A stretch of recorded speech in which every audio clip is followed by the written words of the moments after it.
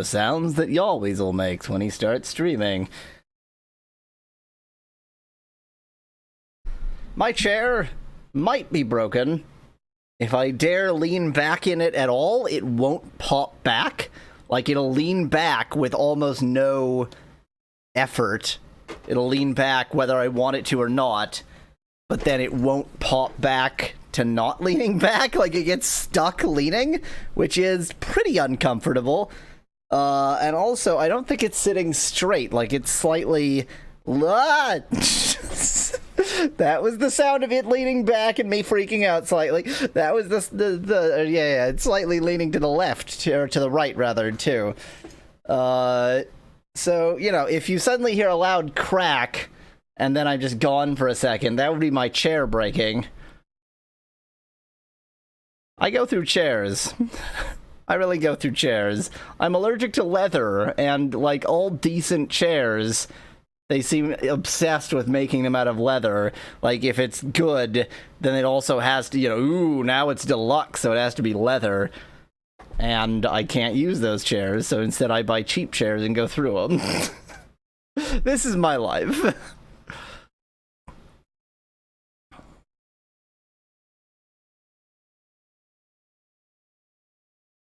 Do-do-do-do.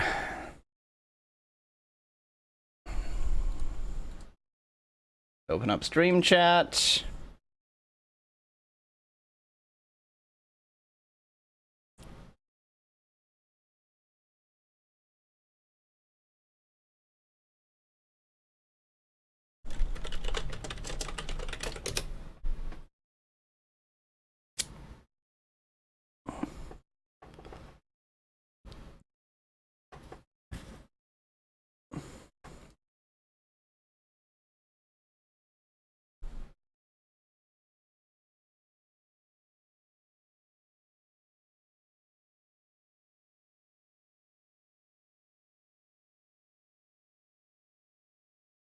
Okay. Everything seems to be operational. Thus, no one is watching, as usual.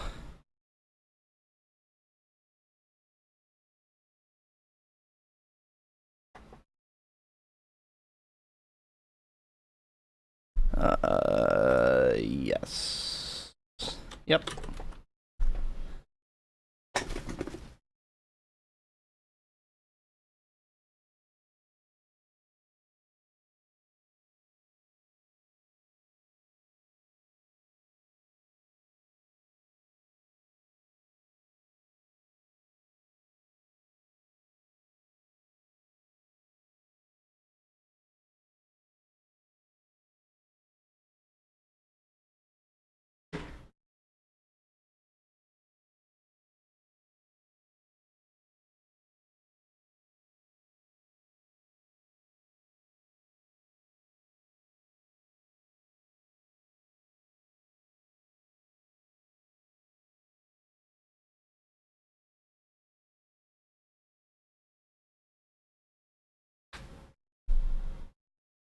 Okay, backup chair being acquired.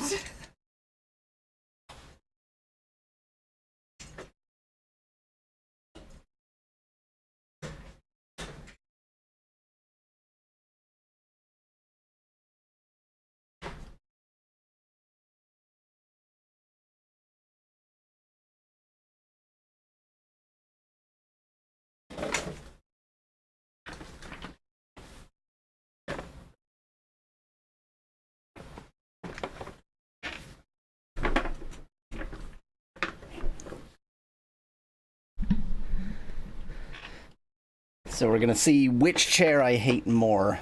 Which of my various broken chairs is less broken. Oh, this one certainly feels less awful on my back, so that's nice.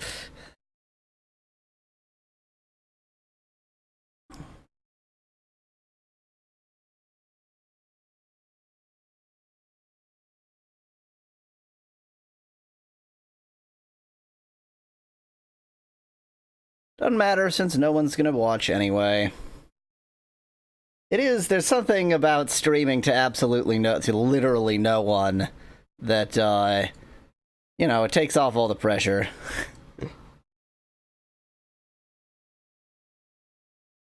I suppose it's within the realm of possibility that somebody's watching, but I can't tell because bugs. Because stream chat is doing something. It's not likely, but it is within the realm of possibility. Oh wait, I don't think I updated. This says starts at 10 a.m., doesn't it? Oh, it doesn't say anything at all. It doesn't say anything at all. At 2 p.m. Eastern. I removed that message and never put it back again. There we go.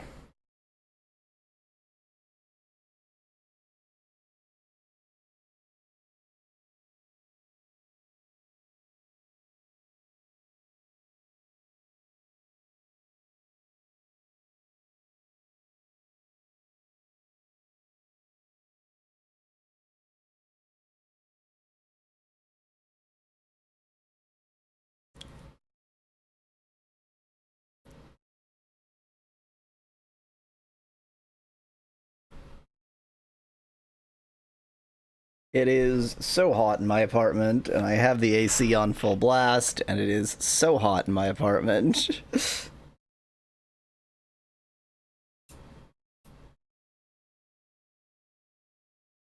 All I want is an outdoor computer case.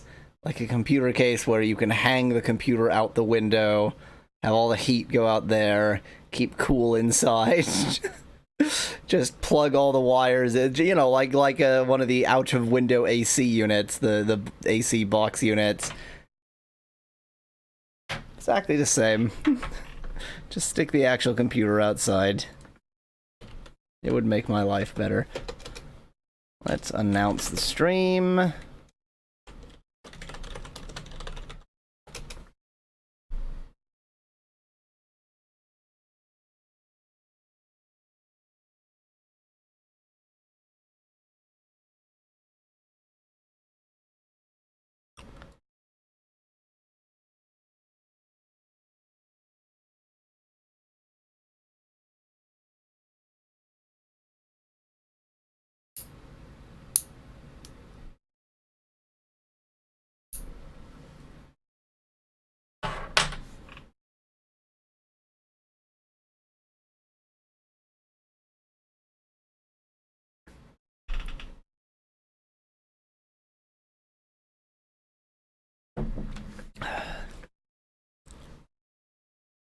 Yep. Definitely playing a game as unpopular as this. We're gonna have a nice, lazy, nobody here stream.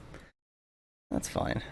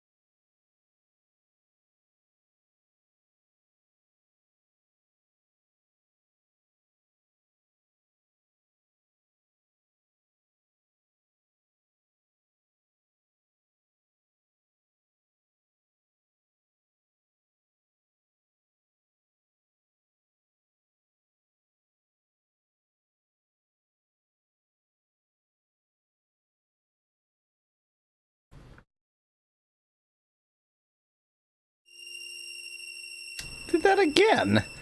It's supposed to, like, go smoothly, and sometimes it just decides not to. Sometimes it blinks. That's so odd.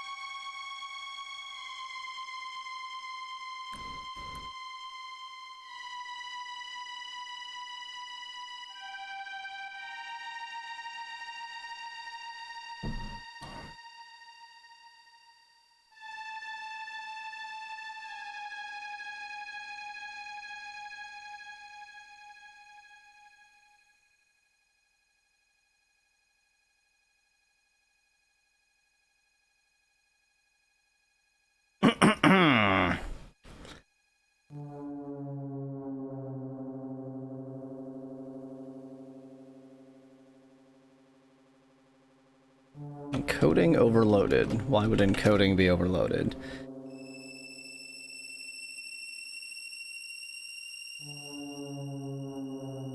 Using NVEnc.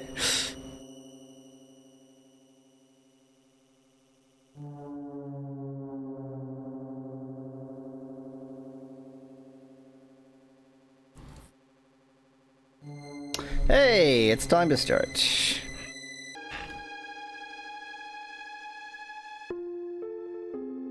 Hello, this is Yahweasel. Let us continue our radical dreams. We found our way into the kitchen of Lynx's Manor. There's a rat here. Kid walks over to a deep saucepan and peers inside.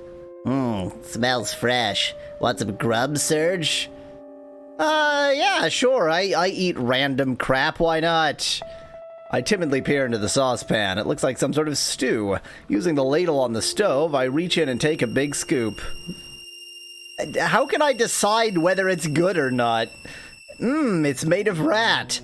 Kid looks at me again. After a moment of hesitation, she comes over. Quit hogging it all for yourself, mate, she says, taking the ladle and sniffing the warm mixture.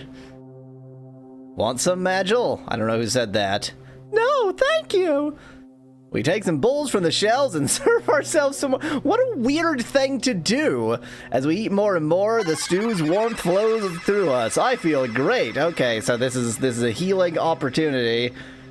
But then all of a sudden, a quiet shrill voice echoes out. It seems to be coming from over by the cage. Ah, what an independent young lad. Are all the boys wearing braids these days? Nope, Kid is not a boy. I stop and look at Kid. Who's there? Looking over in the direction of the voice, we see nothing but a single rat. How do you know the dating status of the rat? It stares at us with its small, beady eyes, like most rats. Ah, excuse me, you're a girl, not a boy. It looks like Kid can't really decide whether to be puzzled or infuriated by all this, but just between you and me, I don't think this is the first time her personality has led someone to think she's a guy, or the fact that this is a rat and doesn't know, human social mores. At any rate, the brown rat, that's a black rat. What I'm looking at is a black rat. Continues. Listen, please, kind humans. I am trapped within a most unfortunate situation. While on my way to the kitchen this morning to bring home some food for my mother, goblins seized me and trapped me here in this cage. Unless I can escape, I am to be a side dish for their next meal. Side dish? What's this stew made of? Listening to the rat, Kid walks over to the sink. Please, you must help me. My desperately ill mother awaits my return. The rat pleads, its eyes twinkling in the light. However, I look over towards Kid. She's over by the sink, her face getting redder and redder. Stupid rat, don't even know a lady when you see one. Kid yells, stomping out of the kitchen. Okay, don't know why she was by the sink for that, whatever. Oh, young lady, I did not mean to. With Kid gone, the rat turns towards me. Brother, help me. Yeah, sure, why not? I understand. This is how humans speak. I open the cage door, the rat quickly scurries out. The rat laughs as a strange smile comes over its face. You really are a bunch of fools. Spitting out those words, the rat suddenly starts to tremble before rapidly growing in size, growing larger and larger by the second. Really didn't expect to be fighting a giant rat. A griffin? Why are they always griffins? Stupid humans, you're just in time for lunch. My mother's, that is. Damn it, Serge, you walked us right into this trap. Who was saying that? Oh man, what was I thinking? The griffin rises up onto its hind legs, screeching and flapping its huge wings. Suddenly, it's hit the deck. I frantically touched it. I'm cornered into the back of the room. Higher than before. In a moment of blind luck, the griffin suddenly loses balance on the slippery floor and comes crashing to the ground. That's pretty lucky. Wow, talk about close calls. I let out a breath of relief as I stand over the griffin, wondering what to do next. How about stab it a bit? Stab it a bit. So, you ugly little rat, now who's stupid? Hello, Elon in chat. I continue to be. I am alive. That's how I always am. Wait, please, I beg you, kind, beautiful human girl. I'm aware of valued information. If you promise to spare my life, I will tell you a special secret of the mansion. It's all made of candy. Just eat the walls. It's all candy. I don't know. You lied already, you bugger. I'd rather just kill you and have it be over with, Kid says, taking a step closer. Kid, let us... Oh, this is Magil. Kid, let us hear what he has to say, Magil says, coming between them. Kid pauses for a second and then steps back. Thank you. That would have been fun, Kid says, shrugging. One day, you too may find yourselves within my situation, caged in on all sides. If such a fate comes to pass, remember these directions and your lives shall be spared. Right 3 steps, left 2 steps, right 2 steps. 3, 2, 2. That's really easy. 3, 2, 2. And you'll see. So if I find myself stuck somewhere, 3, 2, 2. Right 3, left 2, right 2. 3, 2, 2. No sooner than it says this, the griffin transforms back into a rat, scurrying off into a crack in the wall. I sure hope sparing that thing was worth it. Who knows when it'll sneak up on us next. And we just left. Okay, thank you. Before long, we come to an ascending staircase on the left. The passageway also continues on ahead. Okay, so onwards towards the armory again. I guess we haven't gone up the stair. I don't know why it made us leave that way, but whatever. We head up the narrow stairwell with Kid leading the way. Coming to the top, we're faced with a dimly lit corridor. We head down it, quietly masking our steps. Continuing on through the passage, eventually we come to a branch. We turn left, we'll be taken back to the... Oh, this is here. Well, never mind. Okay, I think it just, like, turned me back for no obvious reason.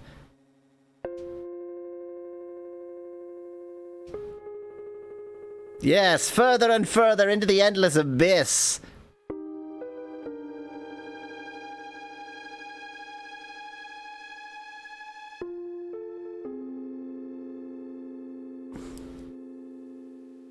Huh.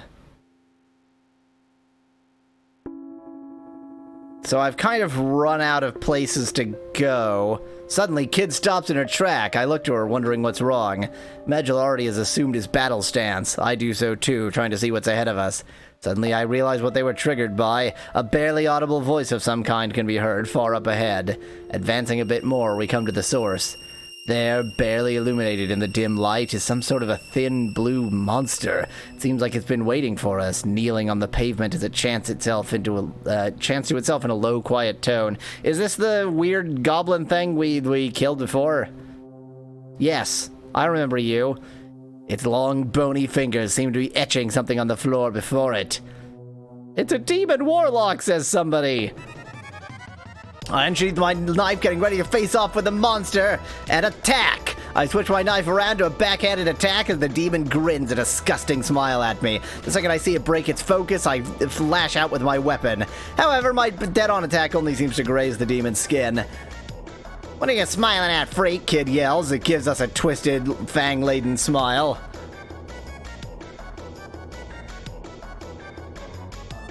Grub, rub, dub. Thank you, I think. I clean the sweat off my brow and try to keep focused. However, I can't help but notice the demon's eyes amidst all this. They've got a terrible, unsettling quality to them. What am I saying? Intelligence in this clearly intelligent thing? Yeah, we've already said this. It bursts into flames, and then it's gone again. Oh, that was fun. Yep, we already had that battle.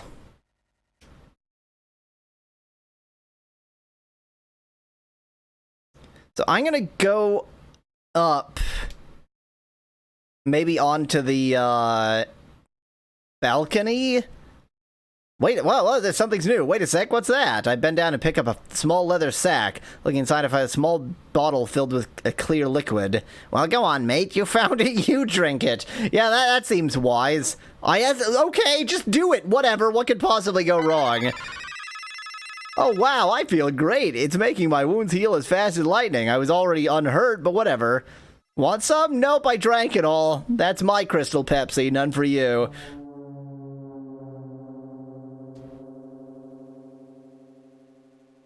Okay, I have no reason to go any of these places.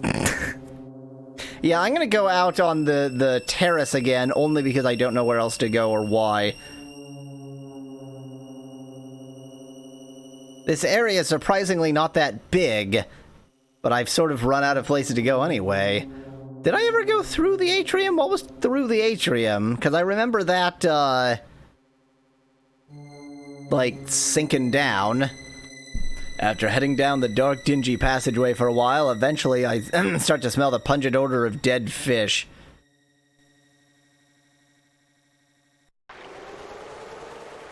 We return to the atrium. Ahead of us, we see another archway, which will take us back to an upward staircase and eventually links and... Oh, this was all on the other side of the atrium. Of course it was. I'm an idiot. Okay. So did I go everywhere on this floor then? Let's just continue wandering around like a moron. Oh, kids come to a complete stop. Time for another battle. Something's wrong, mate. I stop my breath, trying to listen for anything. Then, out of the darkness, clunk, clunk, clunk. Something's ahead of us on the path. Whatever it is, it's coming for us. I unsheath my knife, trying to ignore my anxiety for this inevitable confrontation, now only moments away. It's a different kind of skeleton. Okay. What do? Ram it! Look for a weak spot. The skeleton takes a step forward with its sword in hand. As Magil begins to move in on it, it raises its arm overhead. Staring at it with a strange look in its eyes, Magil suddenly stops dead in his tracks. Magil, snap out of it, I shout, but his eyes are totally glazed over, completely unaware of the situation. What am I going to do? Attack! I start to bolt towards the gruesome creature. Avoiding the deadly slash of its rusty sword, I aim a kick for the skeleton's midsection, and with that, the skeleton breaks in two, toppling to the ground as I carefully back away. As the skull hits the ground, it shatters into... Well, we've definitely killed that one. Okay, that was a quick battle. What's with you back there? Kid shouts at Magil, her eyes firmly planted on him. Snap out of it already. What I'm wondering is, maybe you need to sort of fight battles to make things happen. Like, maybe there are events that will only happen if you fight battles, so maybe that's why I'm a little bit stuck. Magil blinks a few times, dazed. He seems to be alright now. Okay, let's just ignore that. That seems fine. I'm barely hurt at all.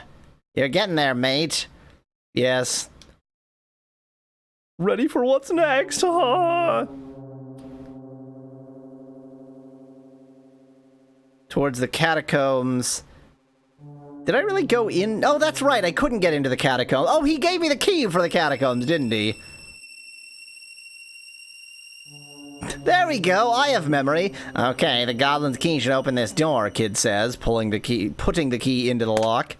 With a click, the door unlocks. The door opens with a deep creak, and apparently we just go right inside? Question mark? Damp air creeps up from below, peering into the dark, decrepit place. I wonder how I ever got talked into coming to a place like this.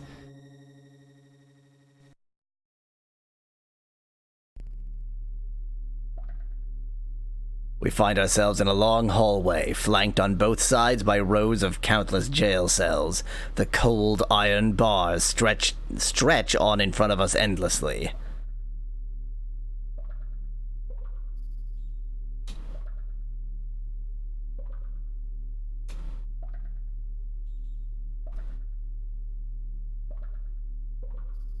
One, two... Oh, Gorba, Merkid, Zorander, forgive me.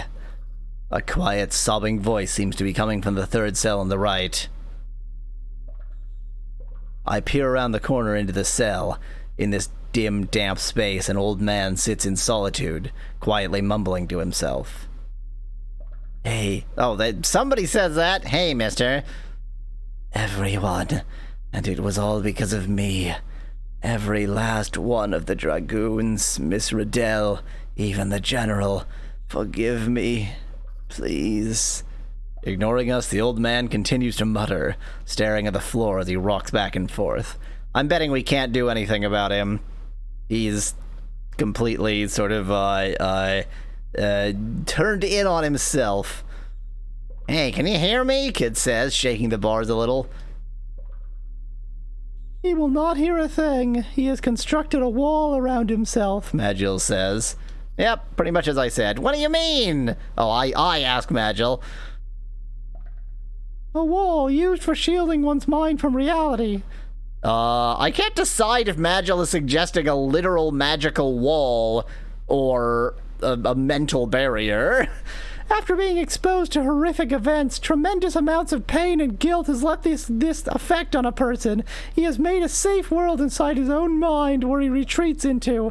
From there, he refuses to acknowledge anything he does. Anything he does not want to admit. I know how to read. I notice that talking about this has given Magil a sort of sad, lost look in his face. Noticing my glance, he quickly turns away from me. Magil knows some of the history here. Strange. Magil somehow reminded me of Kid just then. When Magil turns back, his usual blank expression is returned. He had to take off the mask.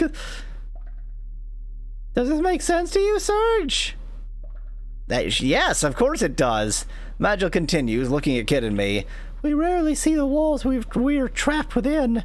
However, given time... This dramatic speech does even better with my Mickey Mouse voice. Given time, some can understand, possibly even break free of these shortcomings. I wait for Magil to finish, but he doesn't end up saying anything. I'd ask, but... This is a visual novel. I can't actually make decisions. The mind revealing itself to itself? In this case, it was more hiding itself to itself, but whatever. Nope. Let's just zoom out and back in again there. Just fade to black, fade back to this. Nothing changes. We can't help the old geezer. Let's get back to work, Kid says, already heading for the door. Wait, Kid, Magil calls out.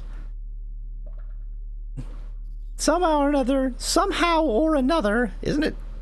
I would say, isn't it somehow or other, but actually I think somehow or other is probably the corruption. Somehow or another, we may yet find a way into this man's mind. What could all that do? Didn't you hear what he was talking about? The dragoons, Riddell, General Viper? He's probably just into old folklore or something, Kid says, returning to the door. I have a feeling his knowledge will prove to be useful.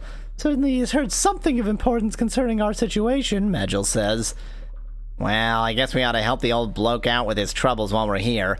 What do you say we do? Kid asks. Let's try to help. Somehow we have to put an end to all this. Huh? Kid says, looking up. You got a problem with me? Huh? No, that's not what I meant or what I said. Huh? But before I can explain, Kid's fist suddenly flies into my face. Narrowly avoiding the blow, I look up to see Magil starting to speak again. We must find a way to reach beyond his wall. For every locked door, there exists a key, so to speak. We will never make any progress with this man until we know what lies in his past. We need to get something from Riddell's room, I'll bet. What are you talking about, a key? Kid asks. I do not know either, Magil answers. However, there is at least one person in Viper Manor who does! Riddell. Indeed. Leaving the endless rows of cells behind, we head back to the passageway. Okay, so that all that's there is that. So we now need to get back to Riddell's room. Okay, so let's go right towards the atrium.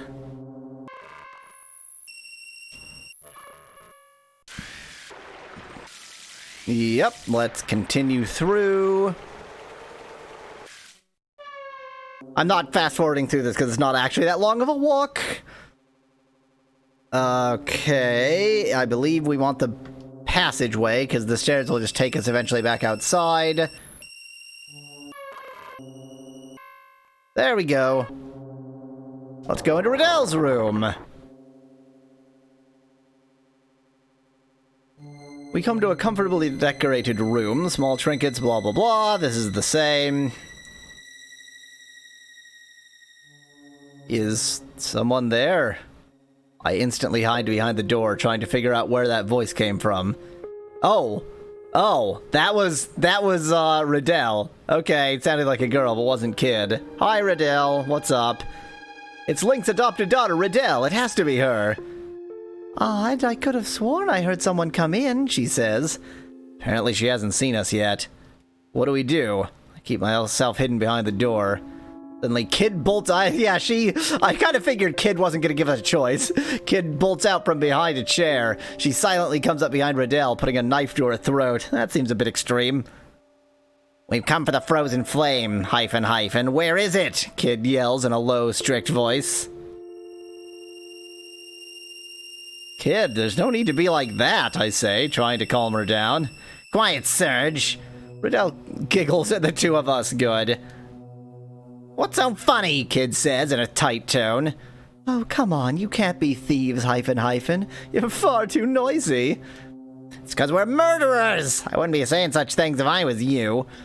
Well then, go ahead and cut me. At that moment, I picture in my head Riddell collapsing with a blue face smeared in blood.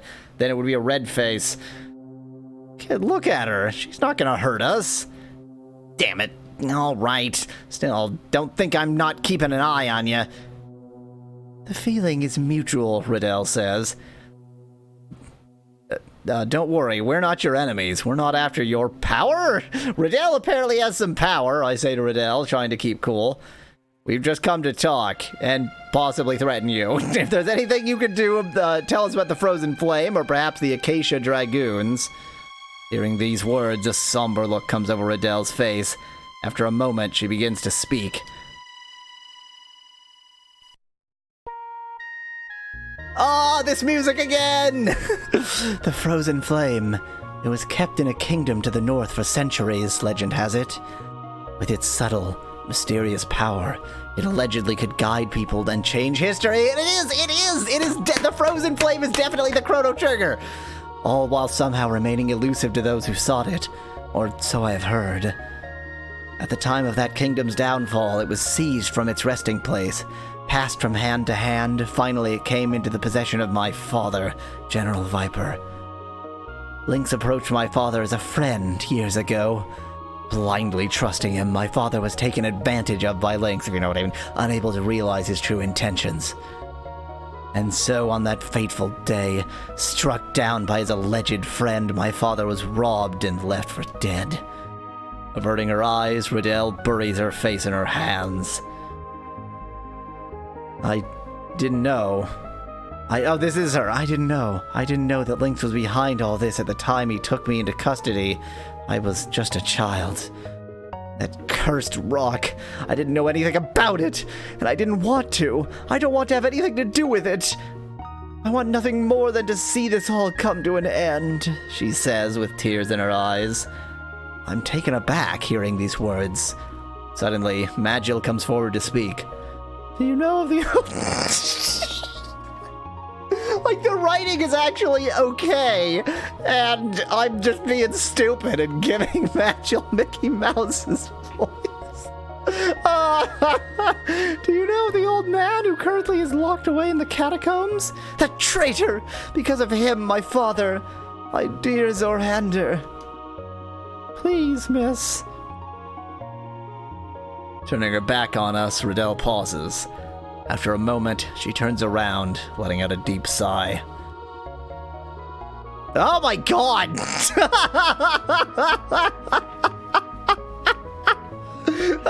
Whoa! I was unprepared. Yes, I know of the man of whom you speak. He is an Acacia Dragoon. Oh, he is an Acacia Dragoon, is he not? Magil asks.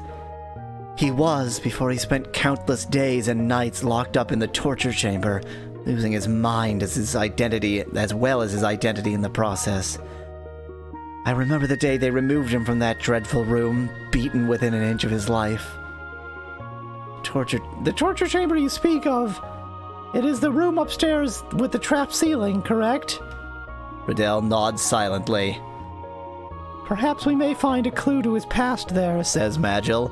I'd hope it wouldn't come to this, given that we barely survived that room last time. If you must search that room, be sure you have the Einlanzer with you before you do. I what? Kid asks. It is a holy white sword created... It's a sword for white people, created long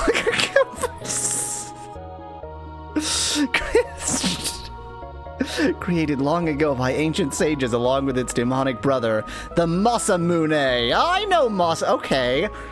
So they're retroactively making the Masamune from Chrono Trigger a demonic sword. Didn't come across that demonic then, except that we had to fight Masa and Mune. It was the Acacia Dragoon's most prized weapon. It once glided through the air in Zorander's hand, shimmering like a star.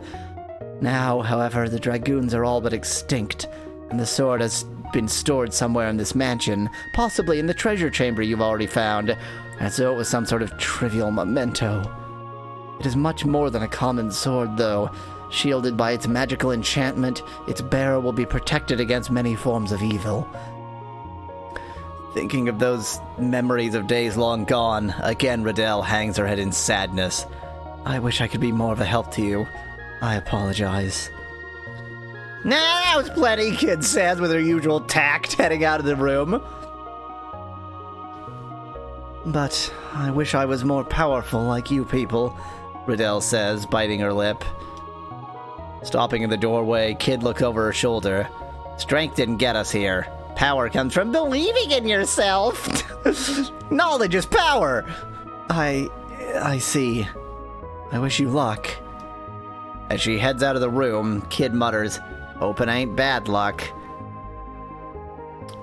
Ooh, I wish you luck. Hope it ain't bad luck. Okay, that was certainly a thing, so I think I'm gonna go back to the treasure chamber and get killed there next time. Until then, thanks for watching. If you liked the video, I've got thousands more. Just click that channel button. Cheers from Yahweasel.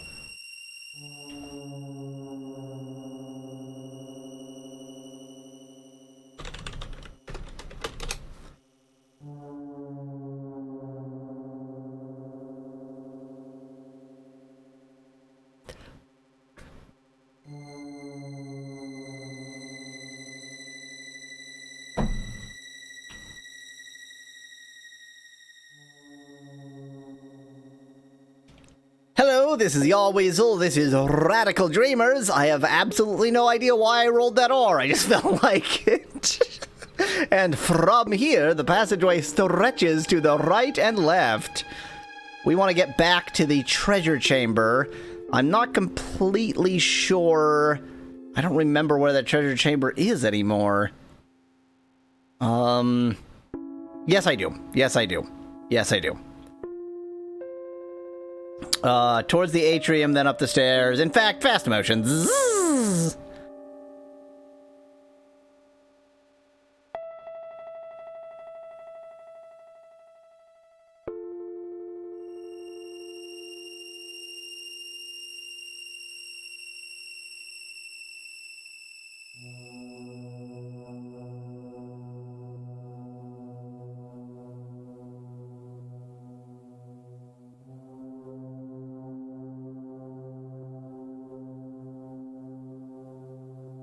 Okay, I thought this was the treasure room, but it doesn't say. Most of the time when you've already been to a room, it says so. Oh. Where the hell is this? Had I not gone here before? Did the room change? All I did was go upstairs and down the corridor. Okay, this seems to be Viper Manor's ballroom. Beautiful decorative ornaments rest on a large table in the center of this huge hall. Rows of huge pillars are lined up on both sides, adorned with sculptures of birds and various other animals. What a bizarre way to put that. Sculptures of birds, mainly. Also a few other animals. At the far end of the room sits a gigantic organ, taking up the entire wall. Its pitch black aura beckons us. Countless number of candles provide a soft, flickering luminescence to the room. Everything around us shimmers in the dim candlelight. Various portraits have been hung high up on the walls, depicting all sorts of well-dressed people. From what I can gather, they are high-quality oil paintings. They all have a similar sort of morbid gaze in their eyes, though. Who could these be? Lynx's relatives, maybe? Of these, a portrait of a young lady in a pink dress catches my eye. Wait, what was that? I swear she looked at me just then. It's just one of those portraits where they sort of hollow out the eyes, so any direction you look, it looks like she's looking at you. It's not real, it's just in your head. Come on, Serge. Time to put away the ghost stories. It's just my imagination acting up again, I tell myself. It's probably a trick of the light caused by a flickering candle or something. The oil's glossy finish distorted the image for a second or two. Yeah, that's what happened. But, I don't know.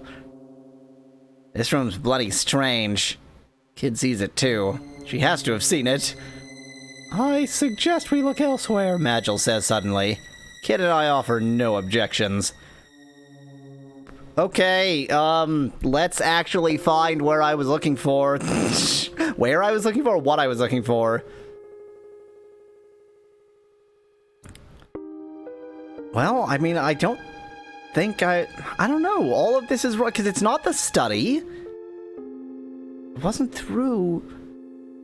Well, what the heck? Suddenly, kid comes to a stop. Something ain't right. I think this is a skeleton again. What was that? Oh, no. Part of the wall moved. Yeah, right there. One of the square tiles is moving right in front of my eyes. Wait a second. That's not a tile at all. It's armor. Hey, over here, Mr. Goblin, kid shouts. Come on, kid. It looks awfully big, so we're gonna have to fight a goblin, I guess. Yep, hi. We've killed plenty of you. Having been discovered, the massive goblin squares off with us, coming out into full view. Uh-oh, it's got friends. 2 sets of footsteps behind me make me realize they amount to 4 in all. I keep my focus on the 2 in front of me, while Magil turns to face the rear. How could things so large camouflage themselves so well? Because it's dark in here. Readying my knife, I blah blah blah blah. They've got us in a pinch. They've already blocked off all the escape routes in this tight corridor. Let's fight our way out of this one. I rush with her, hurling myself into action. He had a morning star swinging his spiked iron ball down at me. Whoa, I nearly miss it, but instead I don't and get hit by it. Leaping to the side at the last possible second, it comes crashing down, shattering the stone floor under it in a cloud of dust. Blah, blah, blah.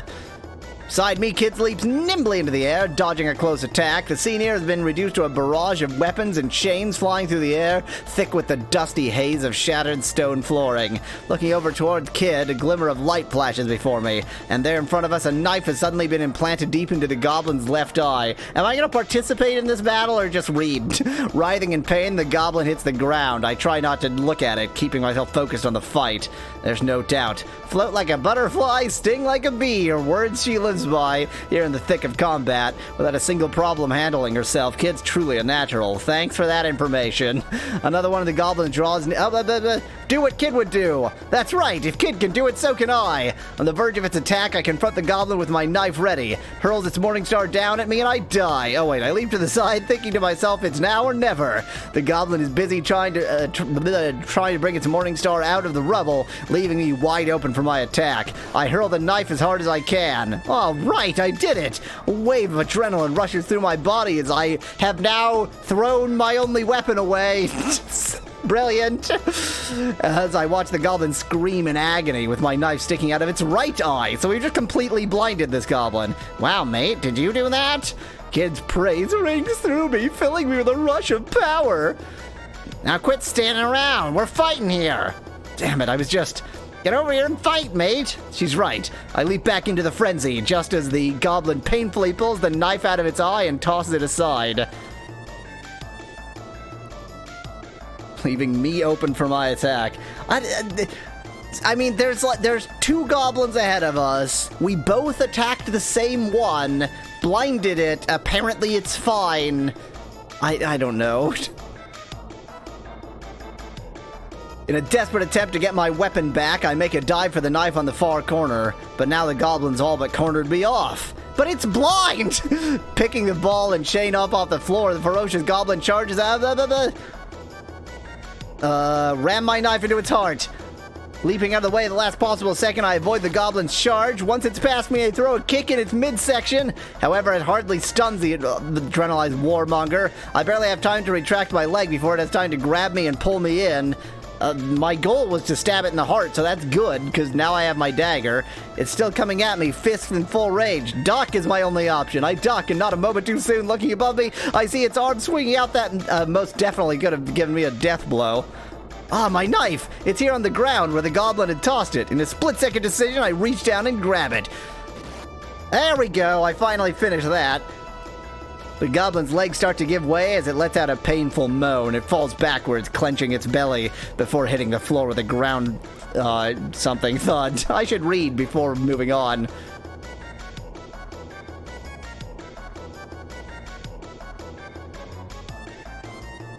That seems to be the last of them. Looking around, I straighten my shirt and let out a deep breath.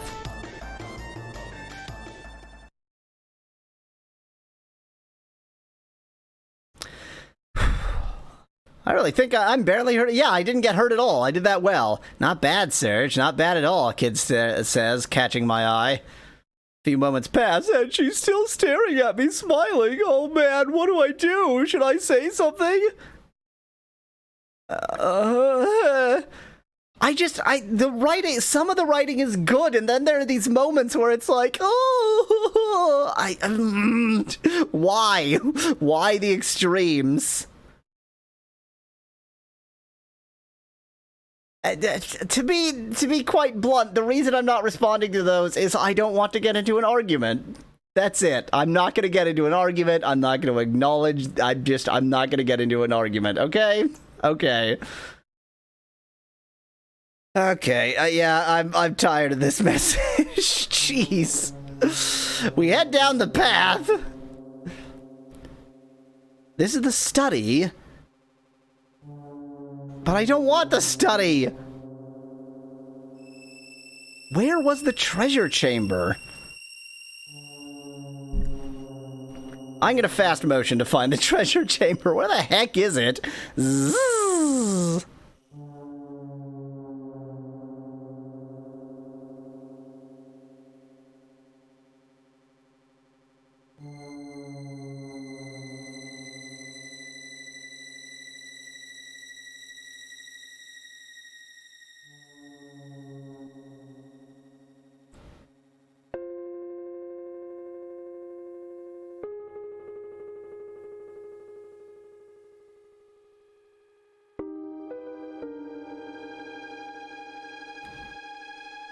That's the storeroom. That's not what I want.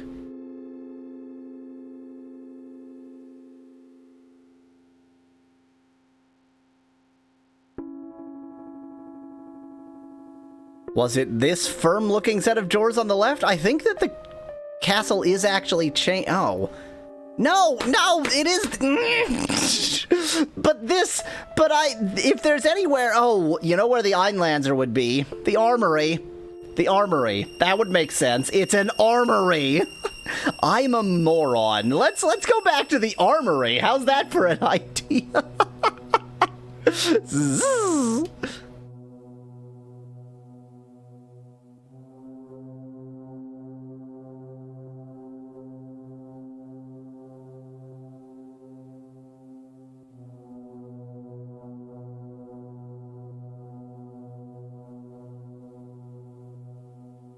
Uh-oh, another battle.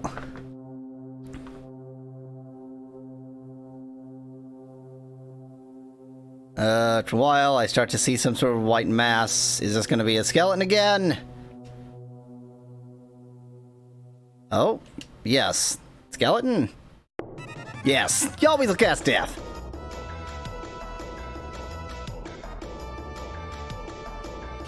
Ram it!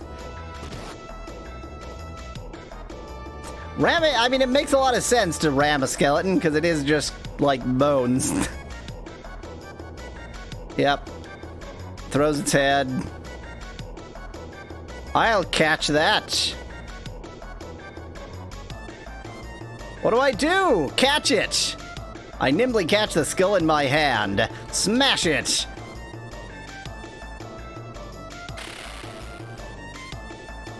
There we go. That was easy. We've done this battle. Hi, Strixus in chat. Victory! That was literally an exact repeat of a battle I've done before, like every action. Now you've had enough, kid says to the dead skeleton. I'm barely hurt at all. Yay! Zzz.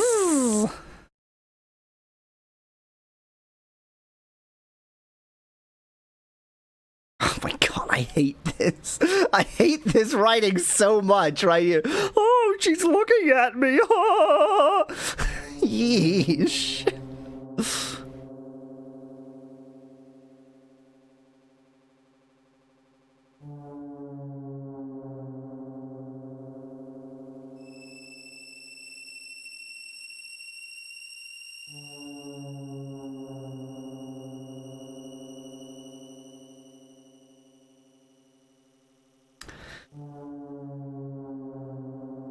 The worst part is I'm going to go all the way back to the armory, chat with the goblin there, and he's going to be like, I don't know about any Einlancer. I think it's the passageway out, the archway on the left. Yes.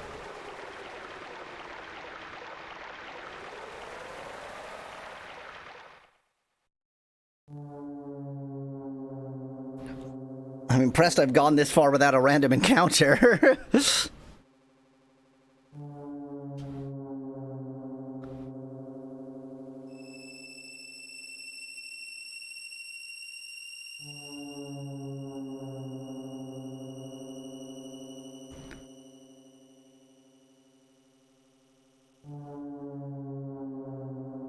Towards the armory, please.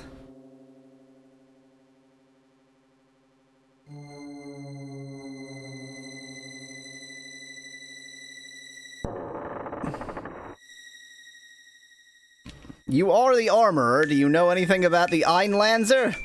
Ah, welcome back, Esmeld says. I don't remember what voice I gave him. Have you any more interesting stories? Well, Ah, young master, allow me to humbly depart some age-old wisdom. How is it that one can have any experience to talk about whatsoever if he simply sits around all day telling stories? Esmeld asks playfully. We leave the room puzzled. No! I have no idea where the Einlanzer would be then. I guess it could be in the Lynx's chambers. I'm gonna check Lynx's chamber, and if it's not, well, it could be in the study. It could be freaking anywhere. I'm gonna check Lynx's chamber, and if it's not in Lynx's chamber, then I guess I'm going to be confused. If it's not in Lynx's chamber, then I'll just go to the trap room again and get killed.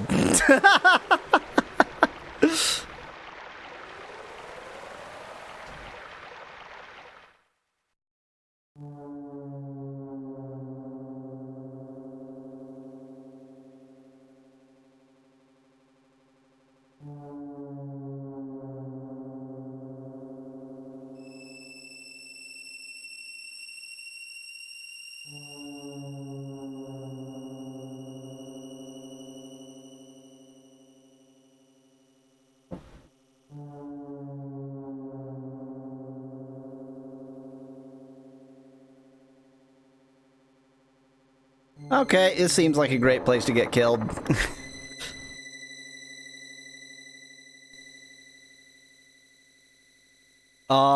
Yup. Lynx! What? Lynx is here? I rush into the room behind Kids, unsheathing my knife in a flash of adrenaline. Where is he?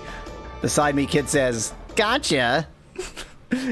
She actually got me, too. I'm offended. Were you scared? She asked, giggling. Oh, sheesh, don't do that to me. Has Lord Lynx returned to the room? A high alto voice asks. Oh, is this the mirror? Kid and I glance at each other, giggling. No, he isn't here right now. Ah, Master Serge, is there something I can answer for you? Or perhaps you'd be interested in a lovely gift I have for you, like an Einlanzer? Huh? A gift? Only a modest token of my appreciation for you and your comrades. I present you with a personal invitation into the realm of the Looking Glass if you are interested. Sure, I like breaking reality. Wow, really? Yes, but we must hurry. Time is of the essence. I look towards the dark, rippling surface of the mirror. Slowly, okay, it's not even a choice. I'm just gonna do it, apparently. Slowly, I reach my hand out towards it. Feels like my hand is being submerged in water, passing straight into the mirror. Suddenly, there's a slight pull. I try to retract my arm, but the harder I pull, the further I seem to be getting drawn in. Master Serge, take your hand out quickly! Just then, a crack streaks across the mirror. What's going on? Amidst my struggling, I see a crack starting to streak down the mirror's glass. Save yourself, Master Serge, please, before I am forced to consume you. What? Kid starts pulling with me, despite the increased force drawing me in. I'm now into my shoulder in this thing. On the count of 3, I yell. 1, 2, 3! We tumble backwards, falling onto the couch. I look at my arm in a daze. It's fine. Shaking myself off, I return to the mirror, now even more cracked since I last saw it. Link's plan to seal you all in the mirror, the statue says, sobbing. Each time it speaks, another crack seems to be running into it. This isn't all. I had alerted Lord Lynx of your presence long before you'd known of me. Why? Lynx has already taken away everything I have. He refused to allow me to leave Viper Manor, coercing me to be the mansion's eyes and ears, promising he would someday set me free. Hanging her head low, the Venus statue speaks in a quiet, solemn voice. However, it was simply another one of Lord Lynx's schemes. No freedom is worth stealing another's for. I would rather destroy myself than become another murderer. As yet another crack appears, a large piece of the mirror breaks off, falling to the ground. No, don't! I yell, grasping the mirror. Oh, good, because it was gonna kill you a second ago, so now grab it. A huge crack streaks across the entire mirror, preventing me from seeing almost any of the statue. The statue's lips can be seen moving faintly from beyond the now heavily cracked mirror, but no words can be heard. Boy, wouldn't this text have been even better if they had punctuated it with actual cracks in the displayed mirror on the screen? I don't think that would have been that many more sprites to add to the game. As the mirror shatters, the cloth that was covering it conveniently comes back again by magic. I silently bend down and gather up all the shards. Putting them on the desk, I look into the kaleidoscope of reflections. Serge? From behind me, I hear Kid's voice. Let's go, mate. As I leave the room, I quickly look over my shoulder, looking at the smashed mirror. I stop for a second, hoping to hear a voice, but all I hear is silence. Okay, that's not where we get the sword.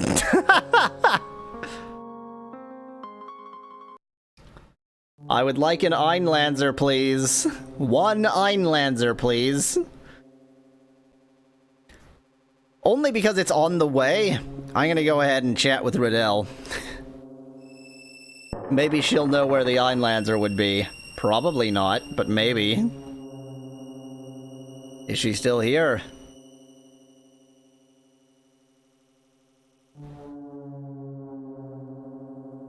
Hello?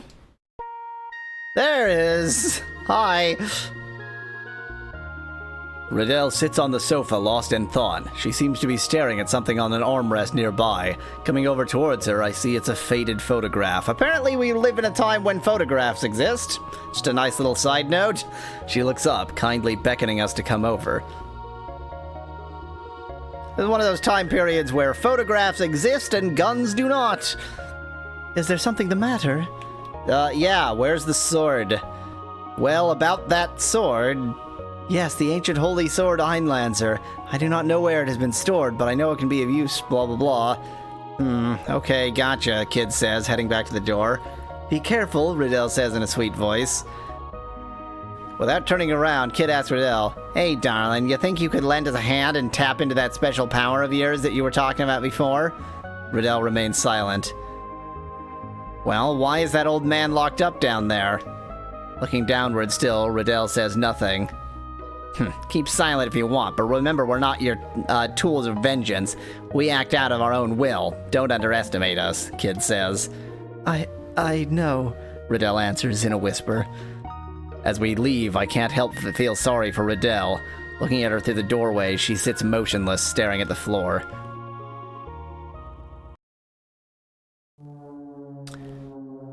I don't know. Like, going to the trap room without Einlanzer is obviously a mistake.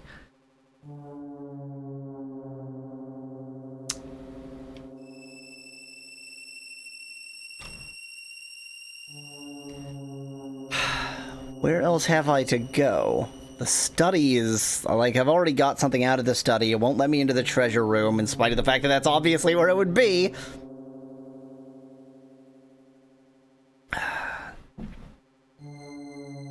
Where else?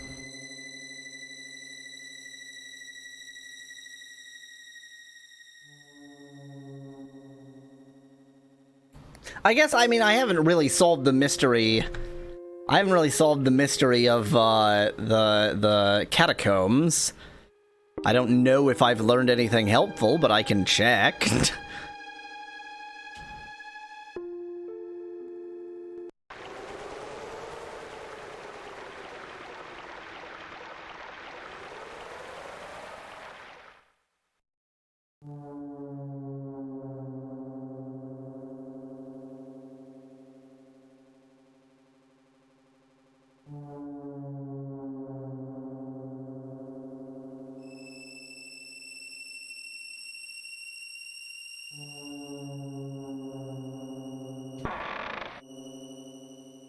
Into the catacombs we go. I like how it's just a very conventional wooden door for the catacombs. Yep, this is the same. Hey, old-timer. Still caught up in a maze of thoughts, the old man just sits there, mumbling to himself in the dark.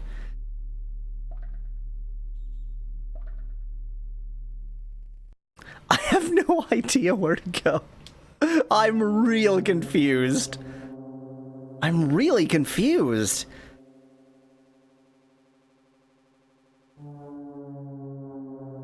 The armory is useless.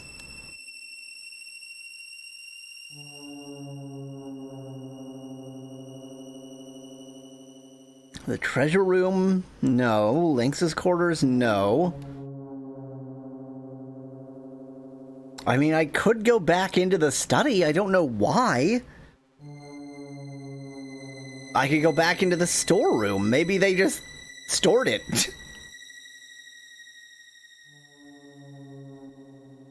Okay, this whole sort of castle whatever is a bit linear in that there's sort of one long hallway through everything with a few little side paths. So I think I'm just gonna basically walk the entire way and go into every room. I mean, I got nothing left to do.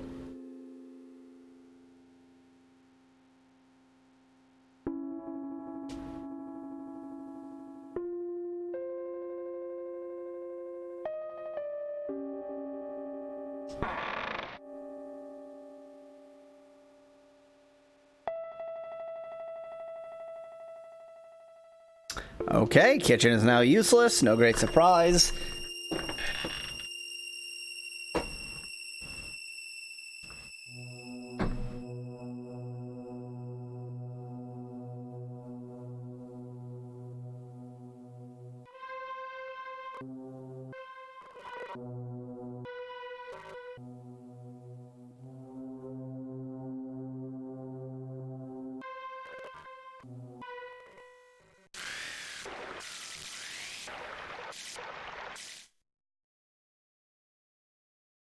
Another battle!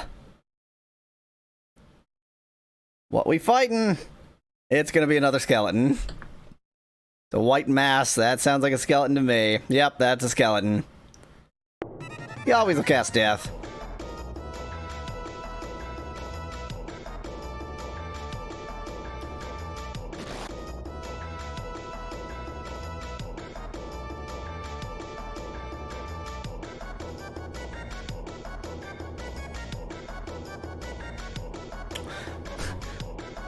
I back away in shock as the exact thing, the same thing that's happened twice before happens again.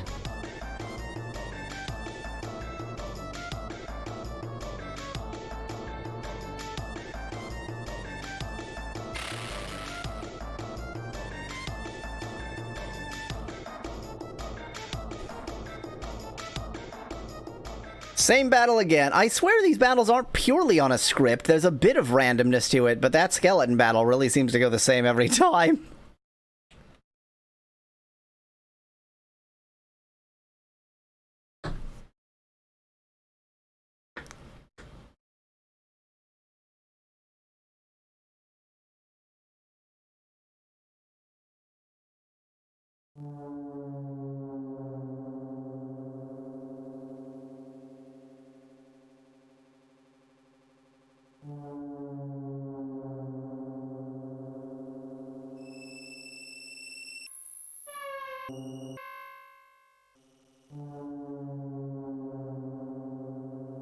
Right, the ballroom we went into and it just did nothing.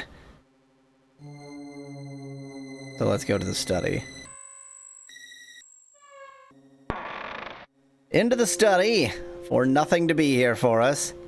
We've seen enough here, says Magil. Let's search somewhere else. Okay, that was fun.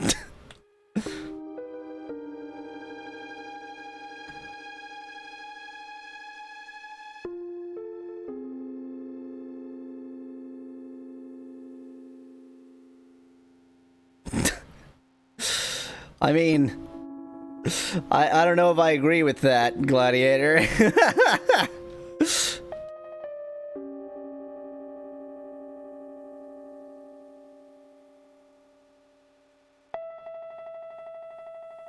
What the emulator on Pocket Fallout needed was the ability to fast forward.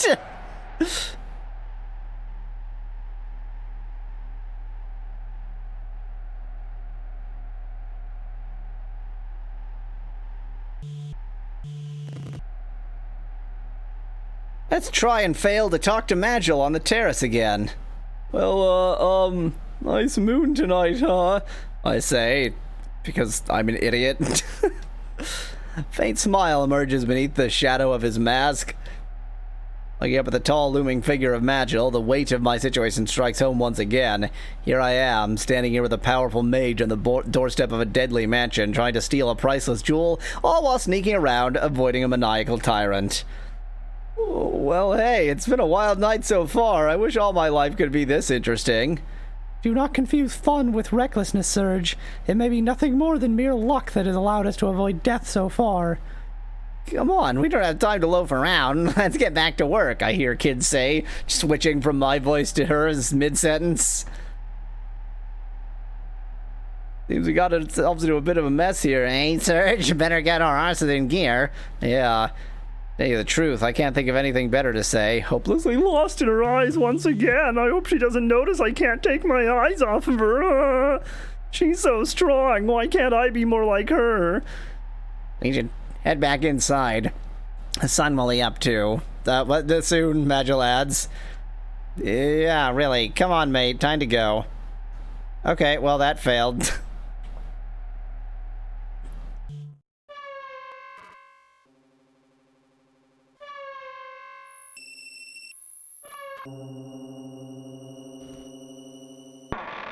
Into the clockwork storeroom.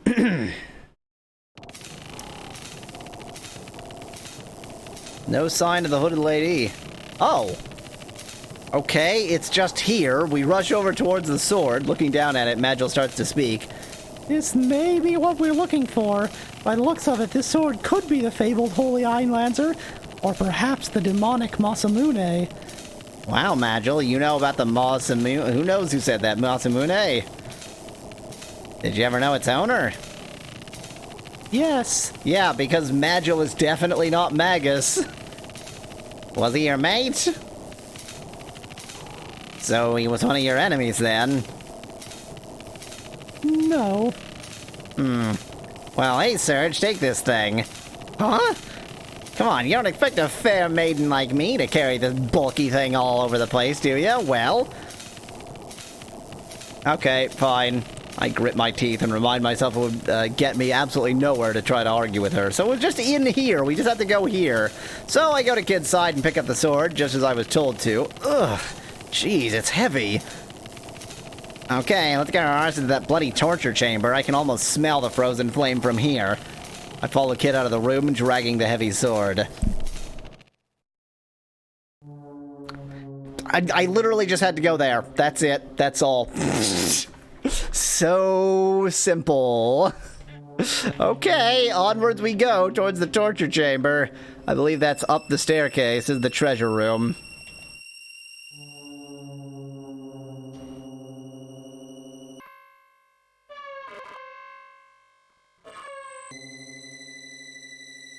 I believe it's this one, the stoic-looking door. I've got the Einlanzer, so now I can wave it about.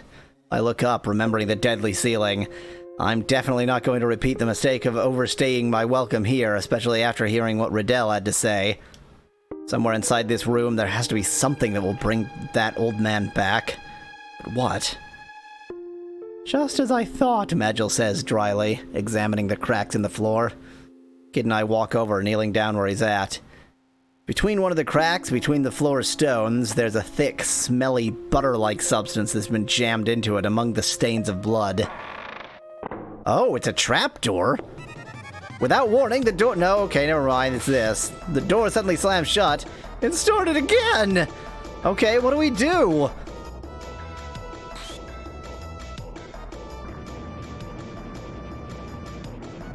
Use the sword somehow. We have to use the sword somehow, Kid yells, her voice almost inaudible thanks to the ceiling's deafening screeching. That's what I just said. But how? Thrust the sword into the buttery floor. Thrust the sword into Kid. Okay, I'm not going to do that, as funny as it is. With as much power as I can muster, I lift the heavy sword up and plunge it into the crack in the center of the floor. Huge jolt runs through the room. Bolts of light scatter in all four directions from the sword, running down through the floor, then up the walls. Reaching the ceiling, the deadly contraption groans and then comes to a halt. I really want to stab Kid for no reason. I need to know what that message is. I need to know. I'm going to back up and we're going to learn what that message is.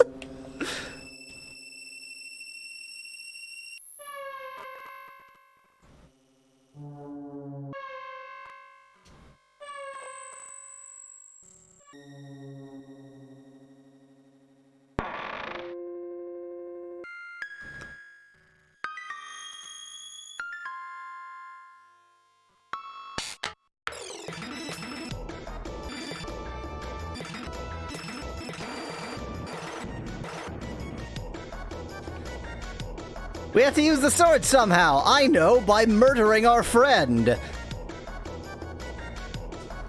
Thinking of all the painful resentment she's ever caused, I raise the heavy sword over my head and start towards Kid. She and Magil exchange glances and suddenly flank me from both sides. I hit the wall in pain, having received a 1-2 double thief punch. I drop the sword dazed. Then we all get killed. You okay, mate? Kid asks, slapping me back into consciousness. Apparently you took in some noxious gas just now. You were starting to behave rather oddly, Magil says. Anyhow, come on, mate. We still got a trap to worry about. So, it doesn't actually— I thought it was just gonna be you lose. Oh, yeah! No! Kill her more! Oh, just gonna repeat. Oh, that's lame. Okay. That's lame. It's just gonna repeat the same message. But I'm really hoping it would let you at least, you know, die stupidly that way. This game has surprisingly few ways of dying stupidly. You can just sort of die in battles. Okay, thrust the sword into the floor, where we found the butter. I'm just gonna use it as a butter knife.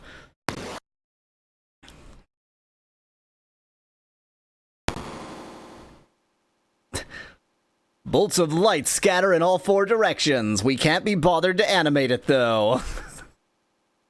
Chronicles. Is that the— because the Radical Dreamers does have a subtitle in Japanese, Gladiator, and I've never known what it is. I've never bothered translating it. I think you've just figured it out.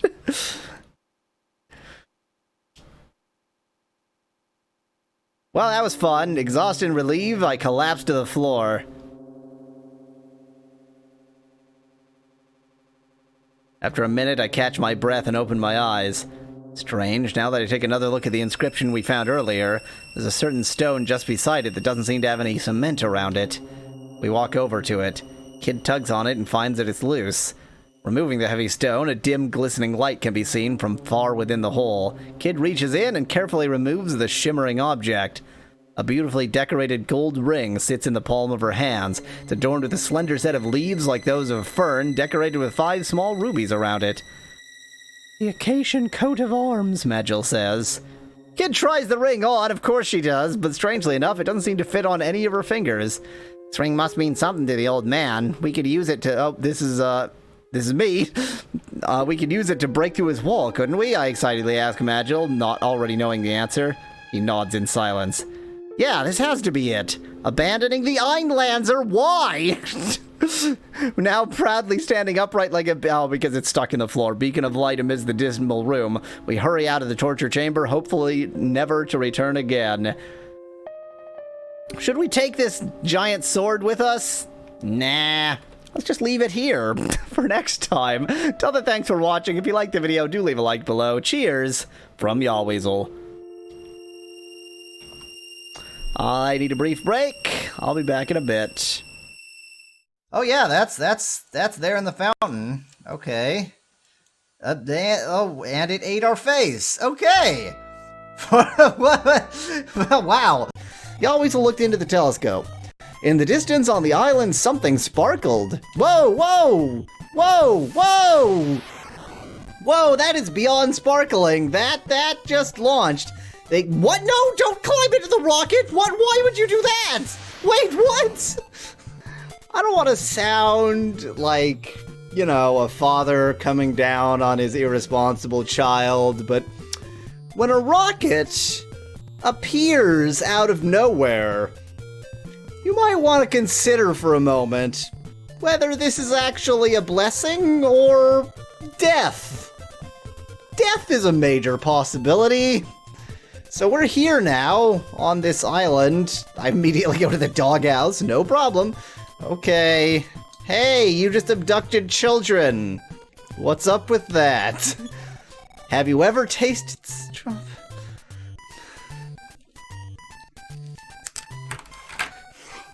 Okay. So, he sends a rocket to abduct children. They get here, and he asks, have you ever tasted strawberry tofu? Is that a euphemism? I have not. He's joining us too. That means we have more than a full complement. What? Everyone else is gone? What? What? Where's Ilden? Where's everyone?